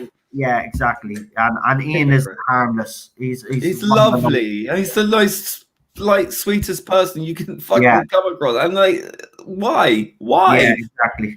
Low-hanging fruit, bitches. That's all I can say. A few channels just to give a quick shout out to. Obviously, we've got friends in the chat. So I'd like to, because I know some of them have streams coming up, so I don't mind that. We'll always support you anyway. You know that even if you haven't been on in a while or we haven't had a chance to get you on, I will always give you our channel a shout out. So don't forget to subscribe to Daniel's channel. Daniel will have some streams coming up. He's also going to be on Blue Bonnet's channel as well, I think, or he's going to be in the. He sent me a message anyway, say he's going to be late in the chat, I think, but he has got streams organised, and I know Blue Bonnet does. Geek Union was in the chat earlier on as well. Frightened him off. We were supposed to do a stream yesterday, but it was taken into hospital with stomach. Oh no! Issues. Oh, I didn't know that. It's grand. You can feel bad now. I just want to send you our best wishes, and listen. Anytime at that date that you said, I'm free. You just arrange the time and I'll be there and we'll do that stream. And I think if I heard it correctly, Ian, Mega Geek, and what's his name? Your man here, Lee, is going to be joining. That guy, that faggot. Guy. I can say that. I can say that YouTube culture guru.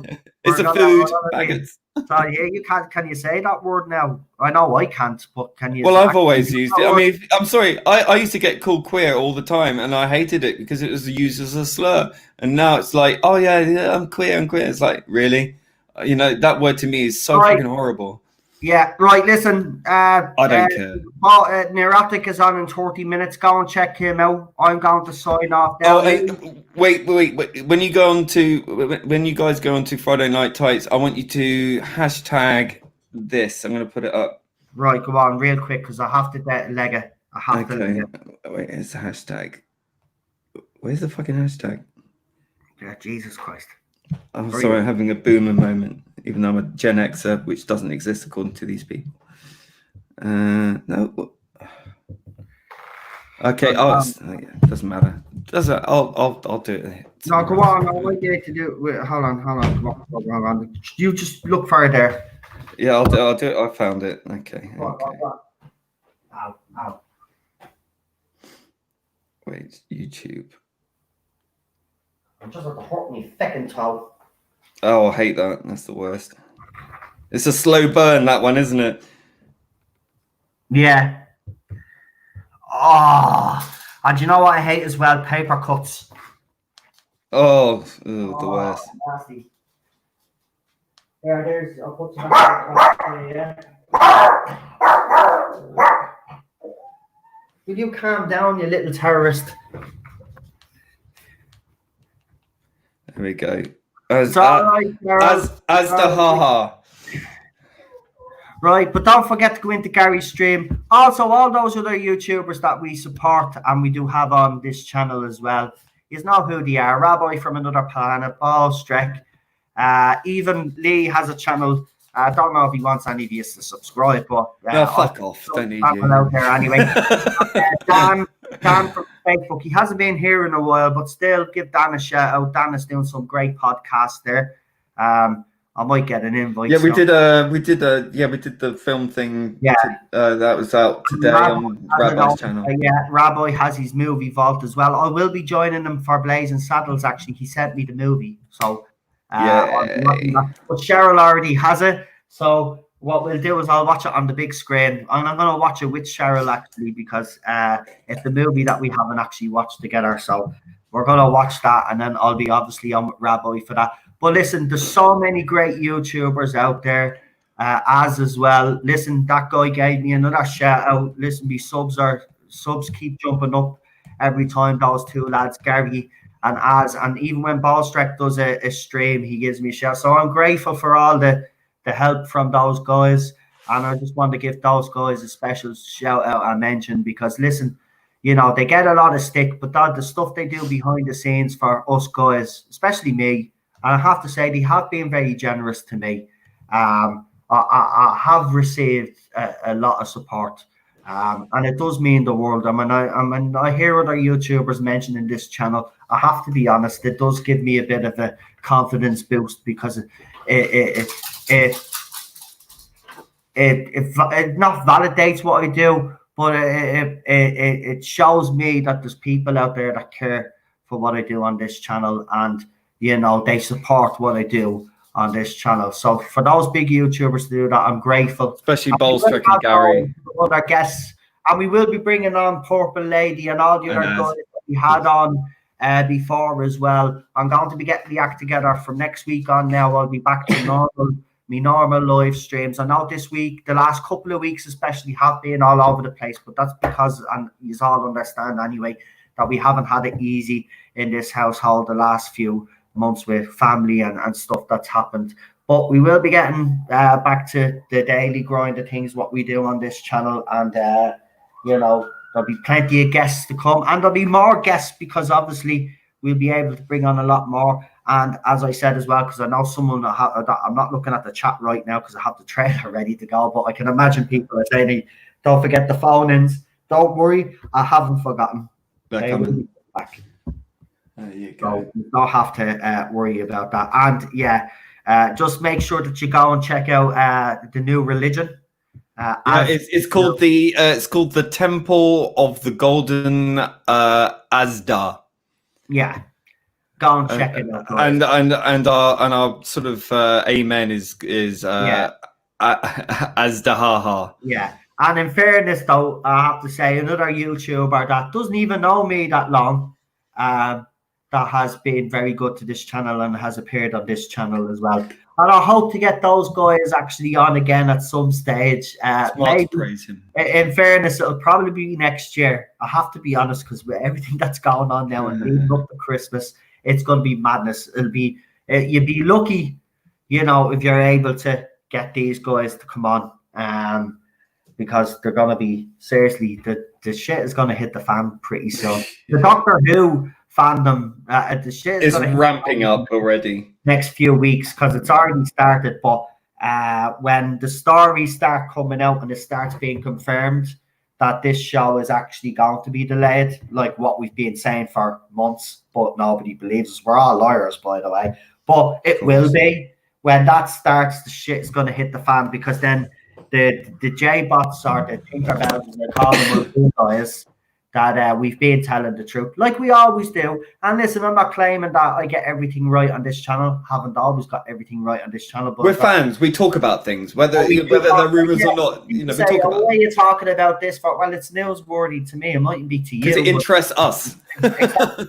I don't think they know how fandoms quite work. But listen, I am going to say goodnight to you all, Chris, and all the other moderators, Daniel, and all the other lads and ladies in there. And if there's any of the girls that are in there that would actually like to become moderators as well, because I like to have an L balance on this channel, you know, and especially you ladies that have YouTube channels, it makes it easier for you to put up links as well, by the way, if you want to promote yourselves as well. So if there's any of the ladies that support this channel that would like to be a moderator, let me know, because, you know, as the channel grows, we'll obviously need Lee is obviously a moderator as well, and we've got, I think, Derek a moderator, Super John, I think we've got Chris, Daniel, we've got Crystal already. Crystal's a moderator as well.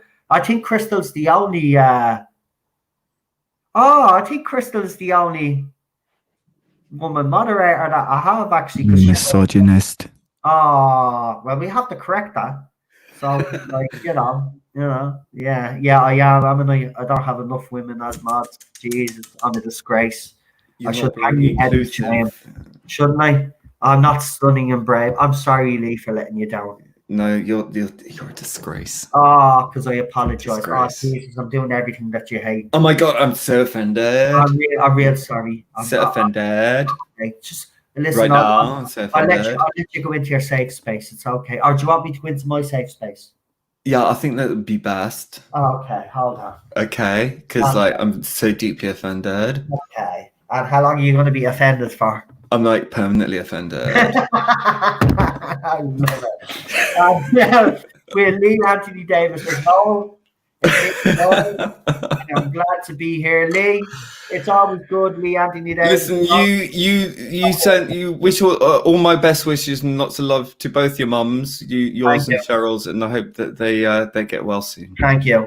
I really appreciate that, and I really appreciate all you and guys. Lots of love to Teddy in the comments as well that have been so understanding during this whole thing, because I haven't been streaming as much as I normally do, but obviously you all know the situation, and none of you have, because that's the kind of people that you are. You understand that we as human beings, we have other things going on in our lives other than our YouTube channel. Because, oh my God, life exists, outside of the realm of the Twitter sphere. And oh my God, people are complicated and complex individuals and beings. Appreciate it. And Lee, I appreciate everything you've done for me, especially these. Look, you've always, since we've spoke anyway, you've always been there for me anyway. But everything that you've done lately, I just want to, again, and I will always thank you, because you've basically redesigned the channel. We've got a new trailer now. Seems to have gone down well with everybody, except one or two little gobshites that you see. Imagine disliking your intro, hate me. No, but even the Billy Piper video that I did, right? I got some stick on Twitter for that. I was called a simp, right? You don't know what the meaning of that word means, because I'm being honest, to me, shame. I'm going to be honest, I didn't. So I had to actually Google it, because two people called me that yesterday. And I was like, what is that? Is that another term? Is this so I went in to check, and basically it's someone that's stupidly funny or something like that. What was stupidly funny or foolish about me doing a video? Look, they've seen it going around Twitter from the likes of the fandom menace and stuff. So they always steal our memes because they can't meme. Yeah. If you haven't seen the Billy Piper video, go and check it out. There's some lovely photographs of her. She's actually a stunning looking woman, I have to be honest. But I just wanted to show Billy Piper kind of, how she's grown through the ages, and and obviously showed photographs of her with Matt Smith, our best friend, photographs of her when she first took the role and stuff like that. And then there's other photographs where she's showing off a bit of fashion. It's nothing. I wouldn't even mind. I made sure, I don't know why though, but I just made sure I was conscious that the photographs that I picked wouldn't be perceived as being pervy, considering that the woman is only 2 years younger than me anyway. I mean, well, but see the way I have but see the way you can't win. You can't win. You can't win. It's like if you don't have any female, any love for any female characters, you're a misogynist. If you have a particular love for a particular female character, you're a creep. You can't win. You will never win. Yeah, so put that video up. It's done actually pretty well, I have to be honest, in the views, considering that people don't really watch those type of slideshow videos. To be fair, the ones where I do the articles, but people do watch, and some people that have been subscribed to me from day one have actually even asked me, when are you going to get back to doing those videos? So I throw up the odd one. So I did the Billy Piper one. It was good. I picked her song and all, so it's not monetized. I don't monetize videos like that. They're kind of my way of kind of thanking you guys, because you do subscribe, you do, some of you give super chats, and you view the streams as well. So I'm making money, I'm not gonna lie, I'm making money. So when I do these videos, I like to give something back a little bit, so I thought, right, it's a good video. It's Billy Piper, new Who companion, throw up a couple of photographs, people will see how she's actually they'll see her at different stages of her life, and she's changed. She has, from the girl that we met on Doctor Who to what Billy Piper is today. The transformation is absolutely, this is it. She's went on a journey, and that's what I wanted to show in this. But then I had these two idiots calling me that, and I was like, you can't win. You can't win. It's like, look. So you don't like Jodie Whittaker as an actor, or at least in the role of the Doctor? That's a horrible, terrible thing. No, but you like the character Rose. You like the actress, and Billy Piper. You think she's wonderful, and that's also a terrible thing. No. Well, you see, the thing about it is, right, I wasn't a huge fan of Billy Piper playing Rose Tyler, but as you have known, since watching the watch-alongs, since we've been doing the watch-alongs, and I've been re-watching, at the time, it pissed me off, her behaviour. But now I can actually look at it, because I am that bit older now. And I can actually look back and say, okay, she was being that typical teenager. I can understand now some of the behaviour in the show that originally annoyed me. You know what I mean?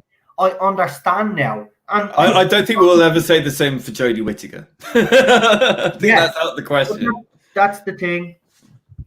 That's the thing. So, I mean, that's if Jodie Whittaker, I would say this: if I thought Jodie Whittaker was a decent actress, which is the problem, I don't. But if I did, trust me, she was good in the Attack the Block. She was good in that Doctor thing that wasn't this Doctor thing. When she's part of an ensemble cast.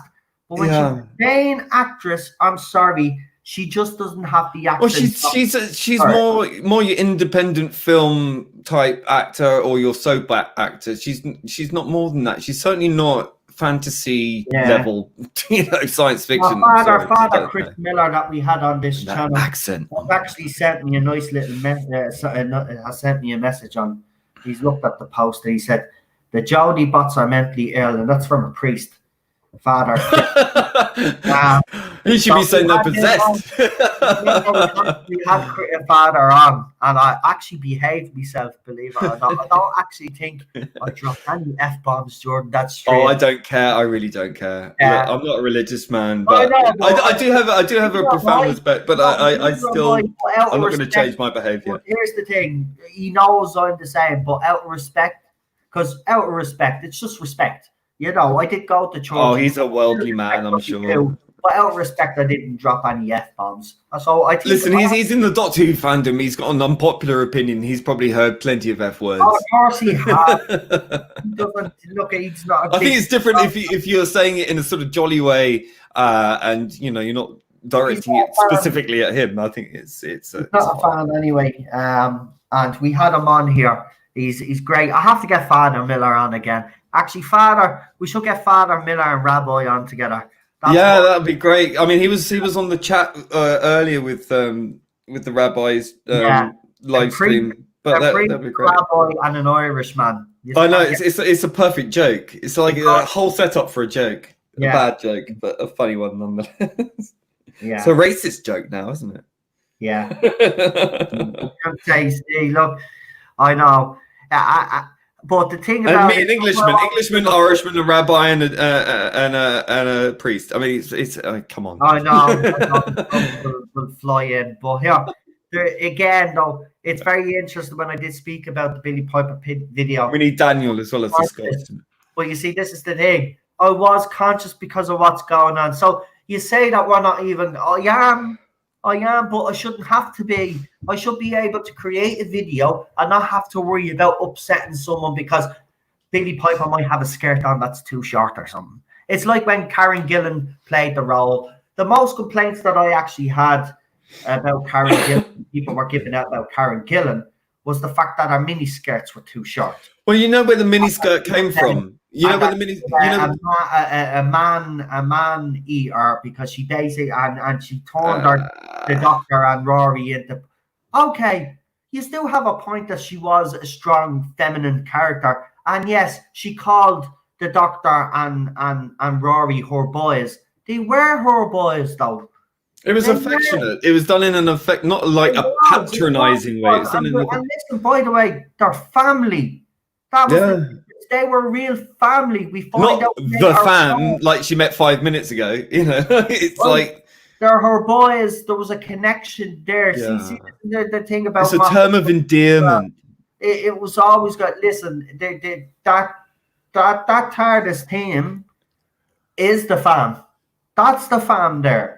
Yeah, that's our fam. It's more authentic. Of course it is. We built up Rivers' character, built up Amy's character, built up the Doctor. We got built up Rory's character. He built everything up. We might not like the whole resolution of the whole lot, because I certainly don't. But that's more of a fam than we have now. The fam that we have now, I don't even like using the word fam, but we'll just use it anyway because it seems to be fashionable. But the fam now is not a family.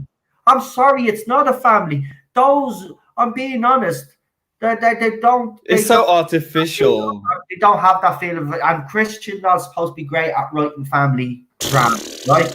He hasn't got a clue. This isn't a family. The real family was River Song, Rory, Amy, and the Doctor. That was the fact. I mightn't agree with it, which I don't. So I thought that whole story arc was ridiculous. But still, I did have me complaints about it.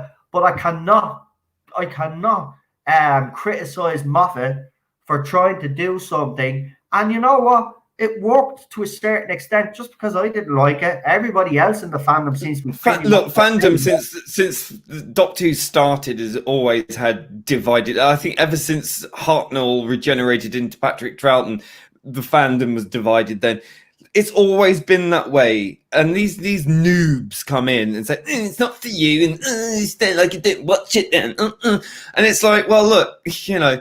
We've had these disagreements before, but for some reason, you weird ass shit motherfuckers come up from nowhere, and like your balls are barely descended, and you're dictating to us what fandom behavior is, and you're telling us what is morally right and that we're wrong, and you know you can't do this, you can't say that, you can't behave like that, you can't do this, and then issuing us death threats, and then fucking wishing someone's mother had syphilis or something. Yeah, I mean, do you not understand how fucking I know. Doolally that fucking is. Well, listen. And as for mini skirts. Mini skirts. Wait, no. Mini skirts were invented by feminists. Okay, in the 1960s, the mini skirt was a reaction against modesty dressing. Okay, because they wanted to show their legs, to show their empowerment of their sexuality. Sorry, it's not sexist to wear mini skirts. Okay, it was an invented thing by women's lib. Thank you. But they'll never know your shit or shut up. Sorry, I've definitely gone this time. I've been saying it for the last 20 minutes, but I will just another YouTuber that I actually did forget to mention because they popped into the chat. And I do agree with you. The true fam is Hartnell, Ian, Barbara, and Susan, but the closest that we have gotten to that is Matt Smith, Karen Gillan, Arthur Duval. I kind of agree with that. And you know what? That's how you do a proper fam, Chris Chibnall. You give them actually character development. You actually give them decent backstories, you know. And then, you know, as Moffat did, he pulled all those threads together. And we got to find out that River was actually Amy's child. And we actually got to see that that Amy was actually the mother-in-law. Yeah, Moffat's a weird man. But still, it worked. Seriously, what the fuck? I mean, it was clever though, because all the time streams were all over the place. I mean, that's timey-wimey. That's proper time travel shit. That's paradoxes right there. So that's well addressed. You know, he was clever like that. Chibnall can't even think on one layer, let alone Moffat's layers. For all Moffat's faults, at least he was textured. Chibnall has like the texture of a fucking plate of glass. He does. Slides straight off. Nothing comes of it. Nothing built up. Nothing structured. Nothing. It's just fucking. Oh, this happened and this, and somehow that happened and it all worked out. I mean, it's just like what? Fuck off. Right, we're gonna go, and of course, after the stream, I'm sure I'll get some stick, and Lee will get some stick, and be like, look at. There's two middle-aged men. By the way, I'm not middle-aged. 40 isn't middle-aged. Oh well, I'm 45, so I guess. I mean, if I live to 90, that's just pretty good going. It doesn't matter anyway. You're 50, 70, 80. It doesn't make you old. You're young at heart, as I say anyway. And you know, they keep saying, "Are you some sort of kid?" Well, yeah. If I'm a kid for complaining, what's the point of being a grown-up if you can't be childish sometimes? Exactly. Said the fourth Doctor. Know your shit or shut the fuck up. So don't forget to subscribe to Nerdaholics channel as well. Geek Union, Mega Geek, Lee's channel, Blue Bonnet, the Rabbi, and every other channel that appears on this. Support the fandom menace. Yeah, support us all, as I said. Don't forget to like, share, subscribe. Make sure that you are still subscribed, because as soon as I mentioned that to people, my subs went back up again, which means that some people were unsubscribed. So please do make sure that you're still subscribed there. And Noel doesn't look a day under 57. You cheeky. You cheeky bastard. Oh, bitch! Yeah, bitch! That's all me. And with that earth-shattering, confidence-shattering message, this has been your host. Lee has been, we may as well say, my co-host, guest, whatever, but definitely me wingman for this stream. So I'd like to thank you, Lee, for popping on as usual. It's a pleasure as always. And we'll let you actually stay for this trailer to let me know if you still think there's something going on with it. No, it was just weird. It was. I think my computer was just so fucking knackered. It just couldn't handle it anymore. It's been rendering for hours and hours and hours. Seemed fine to me. I have to say, I kept playing. I was like, is he right? So because I was like, I don't know. It was weird. Was that something there? Hold on. And then I was like, nah, man, there's something. No. Do you know what I even did? I thought YouTube must have changed the speed. So I went into the speed. I did that too, because I had to check. It was just my computer. It was just whacking out because it just couldn't handle it. It had been processing for hours and hours and hours, rendering. What happened as well, though, is it settled down on StreamYard because obviously I had to do it through StreamYard. So maybe it was, even though it said it was processed on it, maybe it still needed a few more minutes. I don't know. But it's fine. Yeah, put more in the oven. Play Lee's new outro, intro, whatever you just want to call. I just call it me. You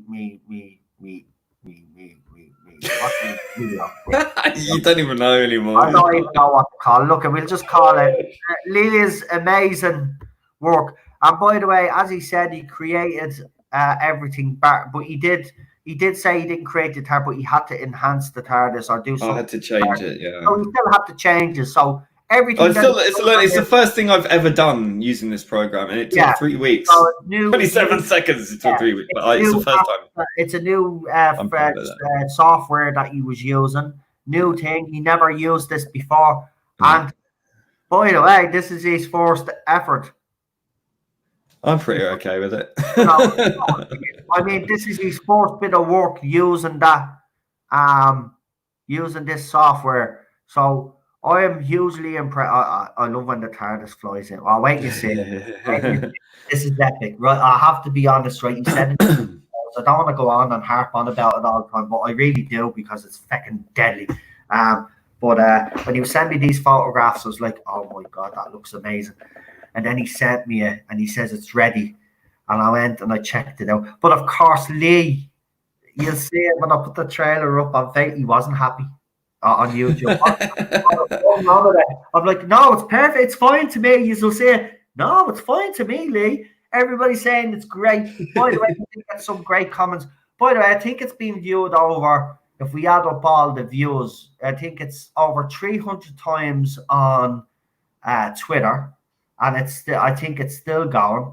And over 100 and something on YouTube, and that's not including the fact that I put it also up on Facebook as well. So, yeah, I put it up on mine as well, and it's had 1,100 views. There you go. That's not bad.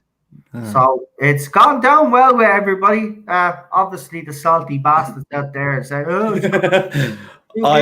I don't care. I don't care.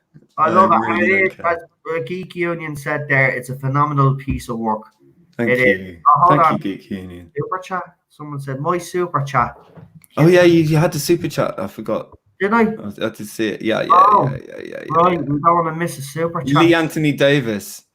No, Kip just said something about a super chat. Yeah, the last super chat that we got was from Lee Anthony Davis. Why is that not scrolling now? Hold on. My super chat, says Kip Ellis. Right, where is his super chat? Hold on. Right, there's Lee Anthony Davis's one. So that's that one. And then there's Alpha Omega's one. Alpha Omega actually sent me two, if I'm correct. I'll just get Kip to I'll tell type you it what out to do. Hold on. I don't know if it's actually came true, but hold on. I'll just double check because I think I'm told YouTube Studio I'm going to super chat. So I've never done this before, so just bear with me. I'm going to go in and see if I actually did miss your super chat because I don't want you to. It's all that waffling. That's what did it. Well, important. Did you send it before those two super chats though? Because that's the thing. Because the chat only goes to a certain, only goes back to certain. Hold on. Did you send it before those? I hate it when that happens. I hate listening to my speaking voice. It's just God. Right, let's have a look. I'm in here now. It sounds so much sexier and deeply manlier when I'm speaking. And it's not. I don't. I don't like the sound of my voice. I don't think most people do. I think it's unnatural because it's so unnatural and unerring. It's weird because it's you, but it's not you.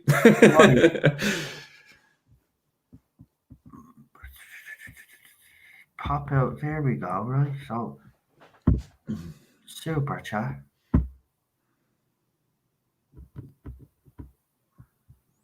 I can send myself a super chat. don't know why I'd do that though, but like, apparently, yeah. You're like putting money back into your own I'm account. being honest with you, I don't actually see any super chat there from you at all. Like the chat on this now goes back a good bit. I have gotten the super Just chat. type it out again in the chat, Kip. If you don't have to send another one. If you just want to type the message and I'll read it out, mate. I'm really sorry about this. I am going into the. Yeah, I can't see it either. Yeah, I am actually going into. So Noel's not making it up. Just to double check because I want to make. But we love you, Kip. We know that. You know that. You're a good chap. Yeah, because you're always throwing in a super chat, so I want to make sure that it does get highlighted. Actually, hold on. Oh, by the way, as we've gone live, they've limited this stream already. Oh, it's because I said the F word, probably. No, I actually have it that we have profanity on it. They actually give you options now when you. Oh, yeah, but it might be a specific word, though, because I said the FAGGOT word. But, no, listen. I think that's one of their not okay words. I'm trying to say I didn't realize it. No matter what happens, every stream I do now, YouTube don't want me to make money, which means they want you to die, Noel. Yeah. That's it. They want you to starve to death. To stop. But I've got news for you, YouTube.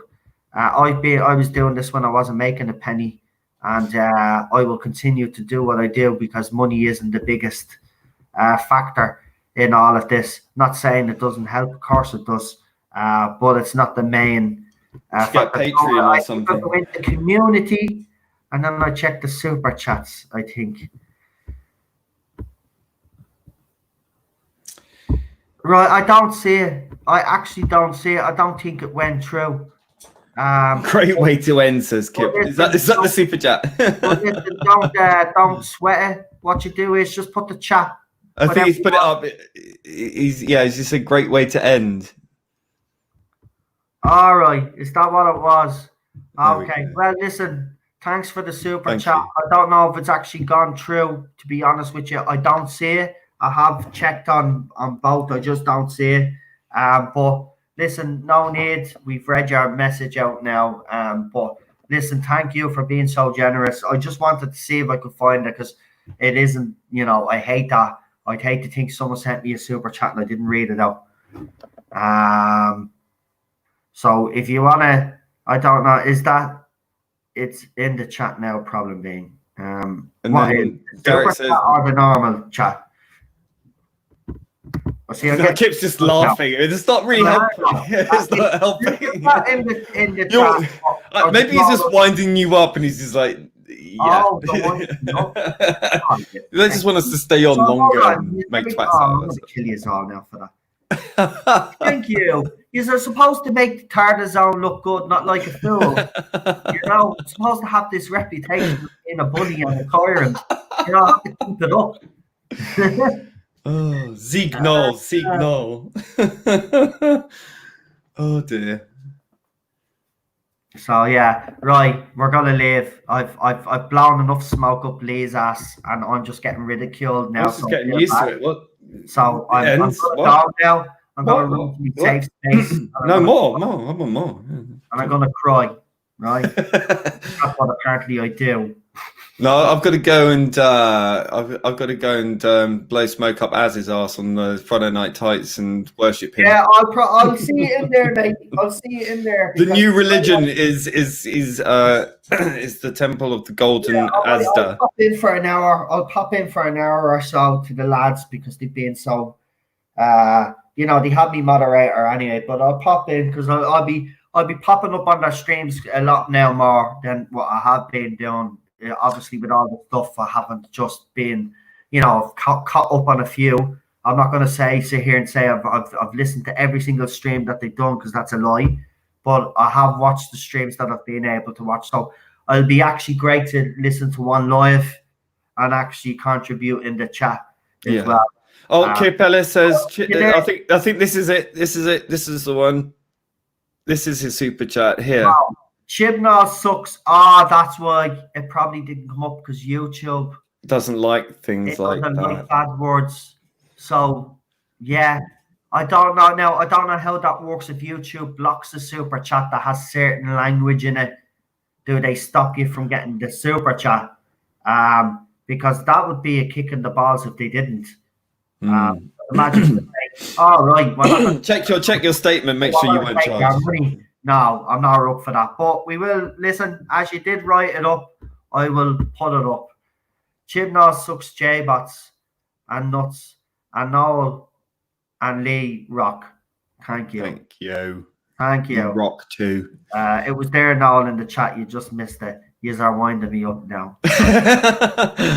I can't see it either. I'm looking on both the live stream and the live comments. Winning. Right. Weird. Here we go. Lee, thank you for this. Thank you. And you're welcome. I will talk to you all tomorrow. Don't forget, Lee is actually back with me tomorrow, isn't it, for the Classic Who? That's right. Yeah, he's back with Classic Who with Rabbi and Ballstrick. So we're going to have he likes that. With that. And you know what? We might start a little bit extra early for just the simple fact is I know Rabbi will have some stuff to say about the events that have happened recently. And it's probably only fair that I let him because I know I've tried to resist the fact that we don't bring up new stuff during the Classic watch-alongs. But let's be honest, it always happens anyway. So I don't even know why I try to stop it. So if he does want to add, I'll go early just to see if he wants to add that. And if he doesn't, we'll just be there. We'll be doing the Classic watch-along anyway. Frontier in Space. Don't forget, for anybody that follows me on Messenger, by the way, as you know yourselves, we have a couple of group chats going.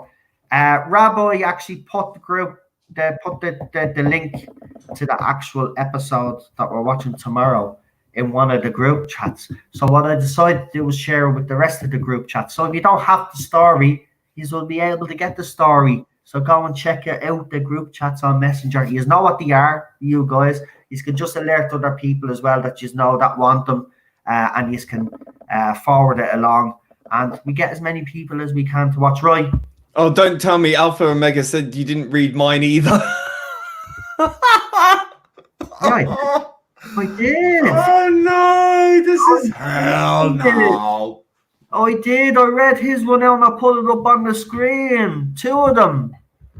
Oh dear. This is Are you winding us up now, Alpha Omega? You're winding us up. I can tell you're winding us up. You're going to drive us crazy. All I can see, tune in tomorrow for the watch along. $10 US. Yes, that was the one. I threw it up and all, yeah. And then he sent another one previous to that as well. Nobody is. It's not. Oh my God! See, this is what's happened. I've all been so engrossed in the conversation that when I actually put it up and actually shouted it out, nobody was paying attention. If you just go back, it's probably my fault. Sorry. Up on the street. Oh, sorry. Right. Well, then there it is. Anyway, he read it out anyway. Again, read it again. What was it? Yeah, tune in tomorrow for the watch along. For the watch along, yeah, I'll put that one up, and he threw up another $10 one, which I read as well. You read them. He's just I think pulling our legs up now. You sneaky man. Yes, they are. And you have me all wound up to bits. Right, I'm gonna go now because we're making you our leader look bad. Remember, I am the leader. Did I assume your gender? Apparently, as well. Do you know what? I must have a real shit marriage, and I must have a lot of time on my hands because apparently I'm the leader, not my doctor. I'm this, that, and the other. But Jesus, I don't have any time. Jeez. Well, you know. For you to be a dictator, it must take one to recognise one, and I've never seen so many Tin Pot dictators in all my life as I have on Twitter. Yeah, quite frankly, and it isn't you. So, farewell. It's time to say good night. I hate to go and leave this song. Good night. I've lost all my gay pride because I don't like this song at all. You don't like the sound of music. No, my grandmother loved it so much. I think that's why I just got so sick of it. I love it. Guilty pleasure. Right, I'm off. Right, night, folks. See you later. Leave it with this.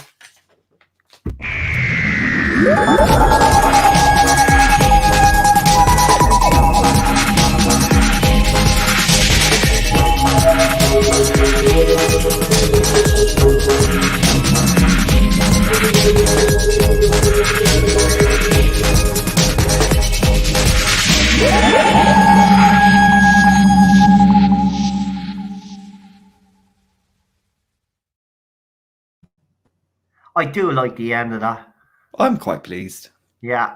Good night, folks. Good night.